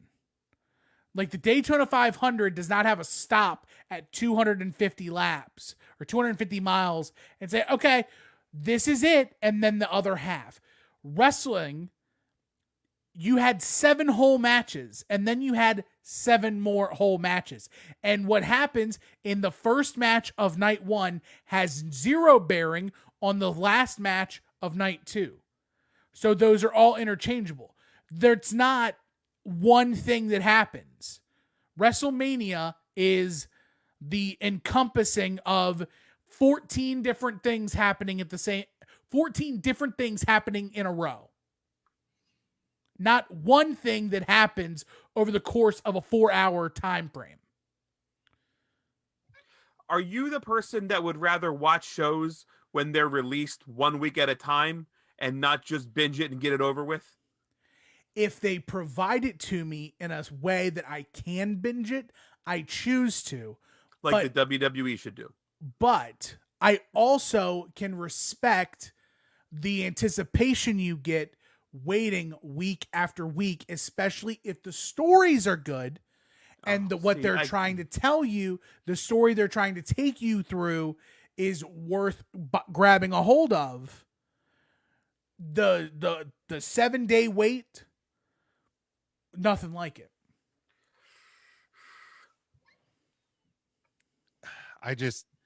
Mark, be the voice of reason. Yeah, here. Mark, what do you got? You've been very. Well, I was watching Bruce. There's a storm coming on the bayous, and Bruce is bringing in about a 12-foot alligator. I think he's got him. I have no idea who that is. You know, if we stop calling him intern Mark and we actually make him a part of the show, he might actually pay attention. You'd have to pay him. Oh, I was we'd have to pay him, Tim. Oh God, I don't. He's not, not taking enough my. people are going to whatamaneuver.net and buying merch and going to Collar and Elbow brand and using our promo code. What shirts can you buy at not Collar and Elbow at What a Maneuver? Well, I mean, you can get the belt logo, you can get the 3CF and T logo, and then of course there's the new classic. I'm a sausage guy. I mean, I mean, Felicia looks great in that one. God, did she ever? True. She did. Okay, so I messed up. I didn't have the graphic ready. Oh no. So I tried to switch over. So we're just gonna pretend that didn't happen. We're gonna do it again. Okay, so you can get the belt logo, you can get the 3CF and T logo, or you can get the. I'm a sausage guy. That one's everybody loves that one. There we go. I'm the sausage guy. Maybe we'll get the new logo. I'm working on that. I think the new logo would look sharp on a tee. Oh, I'd like that a lot. I think I want to. Like so Inside Baseball, I think I want to redo our social media, banners on our lower thirds by taking this logo and making like the 3 count our names and the Thursday our Twitter handle. Ooh. But keep the exclamation point. Ooh. I like what you're doing there. Ooh. Ooh. But yeah, as of but that's the debate. We will obviously see if Thanks for your input, Mark. It's got to be alligator. There we go. Yeah, he's talking about alligator. Oh right, shit. Sorry. Like I said, I was really excited about the 2 nights. I was looking forward to it, but by the time that second night started rolling, I didn't have the same excitement. It kind of lost something. Not saying it wasn't a good night. It was a good night. And I think part of it too had to do with it was the 90 Day Fiance tell-all, and I didn't watch that. I watched WrestleMania, so my interest, I was torn. Who the hell is this? What the hell is even that? All right. That one night. One like night. the one night. Intern Mark says one night. Put the intern Mark down for one night. So this looking ahead, there's a question I want to get to. Who should be the one to dethrone Roman Reigns at this point? Mark. Cesaro. Ooh. Matt. I like that pick. I was gonna say Keith Lee, but I wouldn't mind Cesaro. Like that. Tim. Oh, Brock Lesnar. Ooh, Ryan. I could see that. I could see either of those two, and I need to say how truthfully fickle professional wrestling fans are, because I saw a smattering of people bitching that Brock Lesnar did not come back for WrestleMania. The guy that we bitched and moaned about's a part-timer, and we have an entire WrestleMania full-timers other than Bad Bunny, and you have the balls to bitch that Brock Lesnar is not here. So you know what? I'm going to stick with Cesaro. I called him underutilized and a real diamond that needs to be shined. So Cesaro. I would like Cesaro. That would be a lot of fun. Brock could be an interesting one as well. I also think if Drew McIntyre ended up on the other side via a trade, or if Lashley would lose the WWE title and ended up on SmackDown, then Bobby could be the guy. I'm surprised none of you guys are talking about the Fiend. I don't want him with the title anymore. I don't want that. Either. I don't want it. He didn't need it. Raw character for sure. Definitely don't need it. If wins and losses don't matter to the Fiend, belts don't. Is there a match? I put this up on social media. We don't have to go long form on it. Sitting here today in April the 15th, what if you have a match in your mind that could or should main event if WrestleMania goes back to one night next year? Do you have a match in mind that should main event? Oh, I should have had this one queued up earlier, and it changes my answer of who I want to dethrone Roman Reigns. Roman Reigns versus Big E. Okay. I like that. I like that one a lot. Shane McMahon versus Damian Priest. Piss them both off. With Jay Balvin in his corner. Who are you pissing off with a Damian Priest match again? I'm just curious. Oh, are you pro Damian Priest now? I am 100% Damian Priest in WWE. Karrion Kross. That's perfect. That's fine. I hate your guts. You keep that up, I'm taking my kiss away. Oh. I'm still touching your butt, though. I'm all right with that. No, actually, let me rephrase that for real though. Bobby Lashley, and Brock Lesnar. I like it. Matt or Mark. We are finally going to get the Orton versus Cena versus Ric Flair for the 17th title. What a match. Mark. Wouldn't that be something? What if we had Walter come over from NXT UK and challenge Roman Reigns? No one wants to see that. Tim loves Walter. Baby Huey? Baby New Huey Year? Baby New Year. So is that's your WrestleMania main event? Well, no, not necessarily. I was just kicking that around. Honestly, I really would like to see Cesaro in the main event. I think it's way past his time to be in the main event. Way past it. I still think the fans would get behind him. They have a year to build him up and build this. But I could see him definitely headlining a WrestleMania. All right. For me, I'm gonna go 4 horsewomen versus 4 horsewomen. The match that's been rumored and talked about and all of that for years. I say Ronnie's coming back and she's gonna get her 4 horsewomen together, and we're gonna have the WWE's 4 horsewomen. That's gonna be your main event. That could be a Survivor Series. It could be. I'll give it to WrestleMania though. That feels like a WrestleMania moment in and of itself. Which night of WrestleMania is that going on, by the way? The one and only. Also, night 1. Cool. Right. WrestleMania Sunday. The Ricochet Period. night. Oh, that's night 2 though. WrestleMania Sunday is night 2. The one. WrestleMania Saturday is to NXT Takeover. No, that's Wednesday, Where's the Thursday. Hall of Fame? Tuesday. Who gives? Right. You gotta get the Hall of Fame in there. Oh no, Hall of Fame would actually be Thursday now because Takeover will be Tuesday, Wednesday. Oh, right. Did anybody watch the Hall of Fame this year? It was so disappointing. No. Oh, it was horrendous. I watched it It all. was terrible. Right, because Brie Bella got into the Hall of Fame. It was like they gave everyone like 5 minutes. Yeah. Yeah, it was awful. Boy, that NWO one was just trash. Well, it was so bad. Well, yeah, brother, who was in it? How much does it hurt you, Jim, that Brie Bella will be a Hall of Famer and Natty will not be? Natty will be. Are you kidding? Nah. Yes, sir. Absolutely will. She's going to be the first time 3-time Hall of Famer. Nah. She's going in by herself. She's going in with Beth Phoenix. And then she'll go Heart in. Foundation. She'll go in with the she'll find a way to go in by herself again. She might get the Warrior Award. She'll go in by herself twice.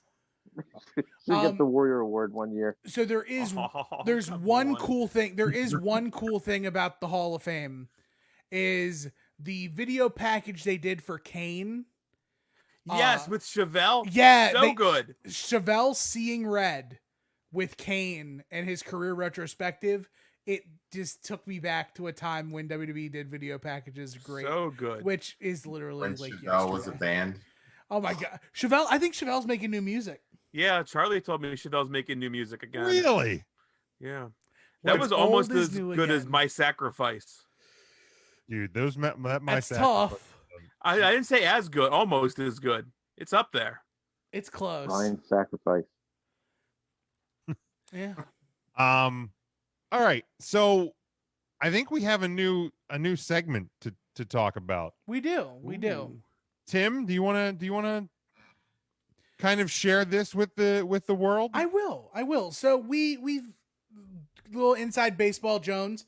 We're always trying to talk and find ways to shake things up for the podcast, coming up with new ideas, and we are Always, we're not. Yeah. Okay. Some of us might be. All right, we'll put it over. We're always. Yeah, some of us might be. You may not be. It may not be an everyday thing, but I would say knew the question of the week this week. I did my job. I took 5 pages of notes about Raw after Mania because I thought we were going to talk about what a shit show that was. It was bad. Well, you can blame 5 the WWE. Pages. You can blame the WWE for firing like half the roster today for that. That's true. Raw after Mania thing sucks. They all do. Yeah, that was the whole thing. That's the surprise. Whole thing sucked. So, but in a way to kind of shake things up, we always kind of do like a year-end awards for us at like the actual year's end. But starting this week, the 5 of us are working together to give you not only the 3 Count Thursday Wrestler of the Week, but we're also working towards giving you the 3 Count Thursday Wrestler of the Year. So every week, the 5 of us will bring forward 3 wrestlers who we think earned the week or won the week. In order, first, second, third. They would earn points to claim the week, and the top 4 point getters from that earn points towards the overall standings for the year. So to put it into perspective, giving you just the quick and dirty from our talks behind the scenes, and of course, starting next week, we'll actually do these live in front of you all. Bianca Belair is our week 1 winner. And in such, if the year ended today, Bianca Belair would be our Wrestler of the Year. But unfortunately, it doesn't. So, but this week, our week will go from Thursday to Wednesday to cover the entire wrestling week. Since Thursday is officially like our first day. So it'll give us the opportunity to count SmackDown through, or Impact if we wanted to go back and watch Impact while we're here. Which we do. We do always on Twitch, twitch.tv/Impact Wrestling. But Bianca Belair was the top winner. Second place went to Roman Reigns. Third place went to Cesaro. And there was a tie at 4th place with Raquel Gonzalez and Sheamus. So all of them make it to the Wrestler of the Year tally. There's scores and everything. And I have a spreadsheet that is actually viewable. We could probably put a link of it up on the 3 Count Thursday website. That sounds like a great idea. This will be a living document. Anyone can see this at any time. The rules are listed at the top of the page to tell you about the points breakdown. It's color coded by wrestling promotion for all the wrestlers. So it's really a labor of love for me because it's literally matching some of my favorite things, which is wrestling statistics and spreadsheets, and they go hand in hand. God bless you, Tim. I know I'm a big nerd. God bless you. I'm a big effing nerd. So you kind of gave who receives points, but let's go around and who voted what ways this week. So for me, I had Roman at number 1. Just the culmination of the feud, and the build up and the main event, and literally pins 2 people. Bianca, a close second for me, and Raquel Gonzalez was my number 3. Matt, what was your top 3 this week? I had Bianca Belair 1, Cesaro as 2, and then Roman Reigns as 3. In turn, Mark. I had Bianca at 1, I believe I put Cesaro at 2 and Reigns at 3, if I remember correctly. That's right. Very good. Tim. I had Bianca Belair at 1, Roman Reigns at 2, and Sheamus at 3. Ryan. I had the same as Matt and Mark, different order though. I had Bianca Belair 1, Roman Reigns 2, Cesaro 3. And so to give you all a breakdown of how those points work, every first place vote is 5 points, every second place vote is 3, and every third place vote is 1. Those points are added up across all 5 of us to give us the rankings for the week.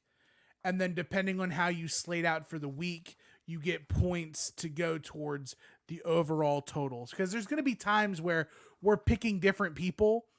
And sometimes like we'll have somebody on our list that nobody else does.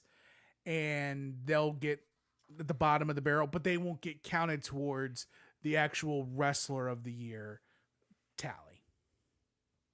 Yeah, so I think this is going to be a fun way not only to see week to week who we think our best performers are, but then to keep track and kind of help us keep us attached to new and current wrestling each week. Because I think sometimes with everything going on, and quite frankly, you know what, this week, I didn't catch NXT live or AEW live, but I just found it easier to absorb NXT on demand, AEW on demand when they're not on the same night.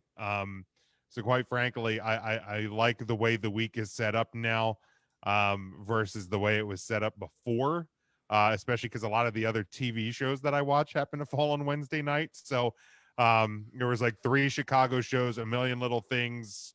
I think the Goldbergs is on Wednesdays plus 2 wrestling shows. Like Wednesday was a heavy night. So I actually really enjoyed it being spread out. And I think this will help me at least kind of stay up on and keeping track of everything that's going on. So I'm looking forward to this. This is a going to be a fun segment, and hopefully we'll have some fun little jingle meisters going on here as it comes to it in the coming weeks. So everybody can stay tuned on that one.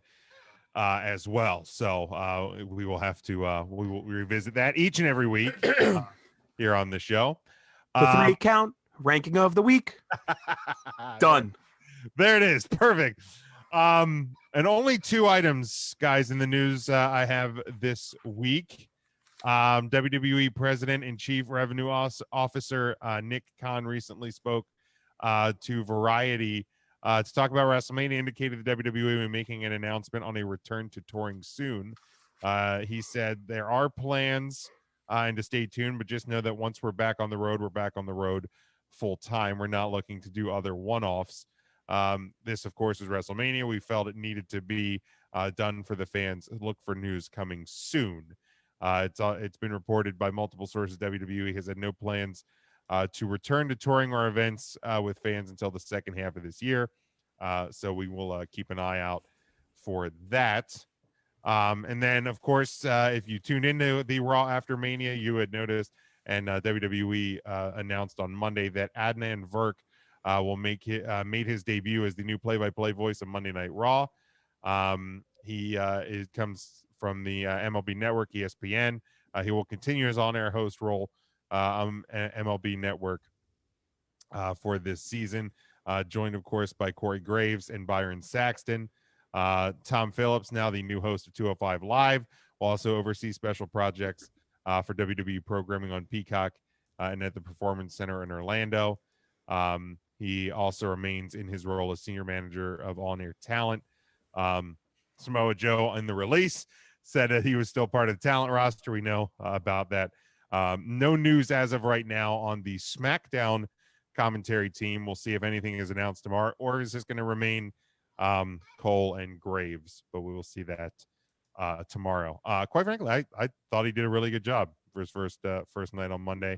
Always enjoyed him on College Football Final on ESPN, and just provide a little bit of a different voice. I enjoyed him. That's the news. Anybody got anything else for the week? I do. I want to run through this shit real quick. Go ahead. Raw after Manias really are. They're not good at all. I was shocked. Jim, I think you said something on Twitter about it. They're not good. Right, because we, and again, the WWE, to possibly to their own detriment, and I think you pointed that out, Ryan, is that they've made a WWE documentary about it, and they talk about how crazy the night after WrestleMania is. It's our new year, it's a new start, it's a fresh start, and really, I mean, the crowd does play a huge part into that. Sure. Like let's and this year, of course, without the crowd again, but my question that I brought up on Twitter is like, if we go back and look at Raw after Mania, and I don't exactly remember when that entity kind of took on a life of its own, but if we go back, when Enzo and Cass got called up, like that was the one they made the episode about. Let's go back just in the last decade. Oh, sure. Because I know, like, didn't Lesnar return on one? Yeah, there's a lot of returns typically. So like, but how good were the shows? Not good. Last year, Asuka wrestled Liv Morgan. Apollo Crews, Aleister Black. Street Profits wrestled Garza and Anthony. Bianca Belair wrestled Zelina Vega. Then they all tagged together in a 6-person tag match. Very WWE. Oni Lorcan and Danny Burch was called up for one match, so it wasn't a real call up. Seth Rollins wrestled Daniel Dejournay from NXT. That's the only time I've ever heard his name. I have no idea who that is. Nia Jax returned from her ACL injury, and the big surprise was the Big Show. Not a good show. Keep in mind, last year again, kind of in its own. 2019. So this was 33. Would have been after. Oh no, this was after 35. Or after 35. This was after 35. The big debut, Lars Sullivan. Bobby Lashley handles Dean Ambrose in his last WWE appearance. Ooh, 2 sound effects at once. Dana Brooke cut a promo that was highlighted in the area that I saw. The Undertaker returned, so that was the big moment because he wasn't at Mania. Kofi Kingston wrestled Seth Rollins in a winner-take-all match that everybody hated and ended in a DQ. 2018, we had the debut of No Way Jose, the debut of Ember Moon in a tag match, the return of Jeff Hardy and Bobby Lashley. Matches had AOP Revival, just a ton of tag team matches. 2017 had the Raw return of the Hardy Boys after they returned at Mania. Okay. The Revival got called up, and Emma made her return. That's it. They're not great. I think everybody thinks this is a big moment. They're not good at all. I think what makes Raw after Mania is the crowd. Correct. Now, 2017 was the Roman "This is my yard now" promo. Good. Yeah. So that was a moment. But again, that's all fan based. Right. Emma coming back. Yeah, and I mean, we're talking tag team main events. It's a Raw. A lot of them are WrestleMania rematches thrown together tag matches. And again, I mean, you have a hot crowd, and you have, generally speaking, a return / call up or two. Vince, I think, announced the Superstar Shakeup on 1 or 2 of these. This was the one Kurt Angle came back to run Raw. Okay. But yeah, this one wasn't good. I'm not giving this one a pass. What, this year? Yeah, this year was trash. But they've been stinkers before. It was right. It was a average Raw at best. And it happened to fall the night after WrestleMania. And again, I think part of the reason it stunk more. No crowd. That's fair. You went from 2 nights in front of a limited capacity crowd. You're back in the Thunderdome. It stinks. It is what it is. The pandemic sucks. We've seen fallout from various independent situations this week as it pertains to the pandemic. So, the Thunderdome stinks, but it's safer than certain alternatives. I mean, there was a lot of maskless people in that WrestleMania crowd on the floor. I know that much. collectively speaking, I think there was a lot of massless people. That's a good way. Yeah, that's a good way to put it, collectively speaking. But yeah, hopefully by next year we'll be able to have people in a crowd for the Raw after Mania. So even if the Raw stinks, the crowd might still be good. Didn't want your work to go. I wasn't gonna let it go. That's good. I'm proud of you. Proud of you. I don't take notes very often. You certainly don't. So Ryan, since you don't even care, don't follow me. I don't give a shit. Next, Mark. Hi, boys. Oh man, let's see here. It's this weekend coming up. It's the last weekend for. Did they find him yet? I don't think they did. God, poor They're Bobby. still looking. Hey, the springtime at Hershey Park is one more weekend. So, were you guys there this past weekend? Because it was just great on Sunday. It was a beautiful day to be there. And I think I may pick up that. Not that. What's that steam pot thing there? Not the crock pot. Matt, I think you have one of those in your kitchen. What's that thing? You have an Instant Pot. I'm thinking about grabbing the Instant Pot, so that'll be exciting. But everybody hang in there. I'll say this. I don't know if it's because like we just bought it, so it's like the cool new toy. Like I don't know if I'm like Tony Khan doing this with my favorite new signing or not. But the air fryer has gotten use every day. That thing is great. Absolutely love it. Matt, got anything to plug? Yeah, you can follow the 3 Count Thursday Instagram page. The other week, we took off due to WrestleMania, but we were back doing our Woman of the Week feature. But we did have an update of the Woman of the Year rankings. So the top 4 right now are Jordan Blue, Freya the Slayer, Marina Tucker, and Rachel Rose. So keep voting, keep liking the posts. That's at 3 Count Thursday. You can follow me on Twitter at 3CT Affiliate, and you can hear me every other Wednesday on the Whiz Wit podcast, talking all things Philly sports. Very good. Tim, what do you got?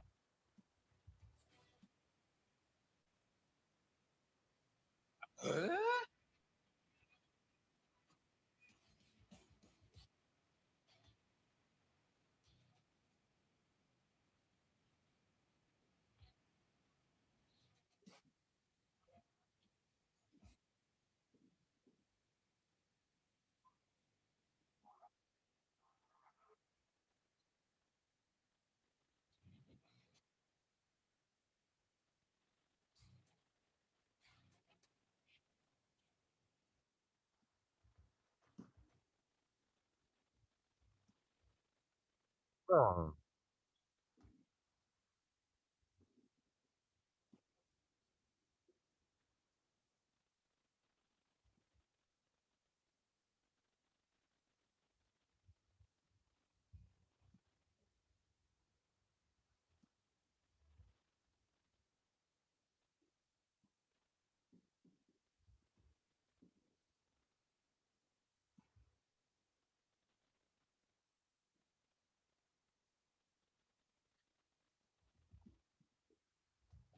Only when fully vaccinated 2 weeks after your shot. But then, yeah, open mouth kissing, butt grabbing, whatever the hell Tim's getting into over there.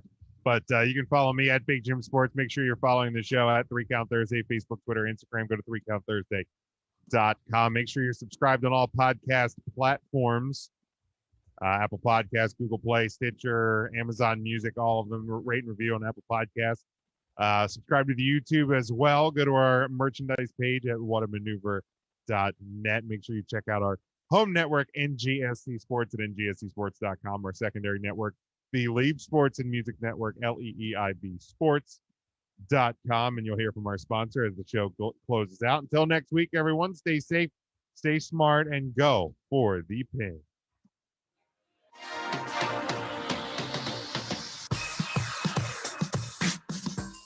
3 Count Thursday is sponsored by Arena Eats. Log on to the website, arenaeats.app. That's arenaeats.app for the ultimate fan experience. At your favorite sports venue, Arena Eats mobile app, pre-order, express pickup, and in-seat delivery. How do you place your order?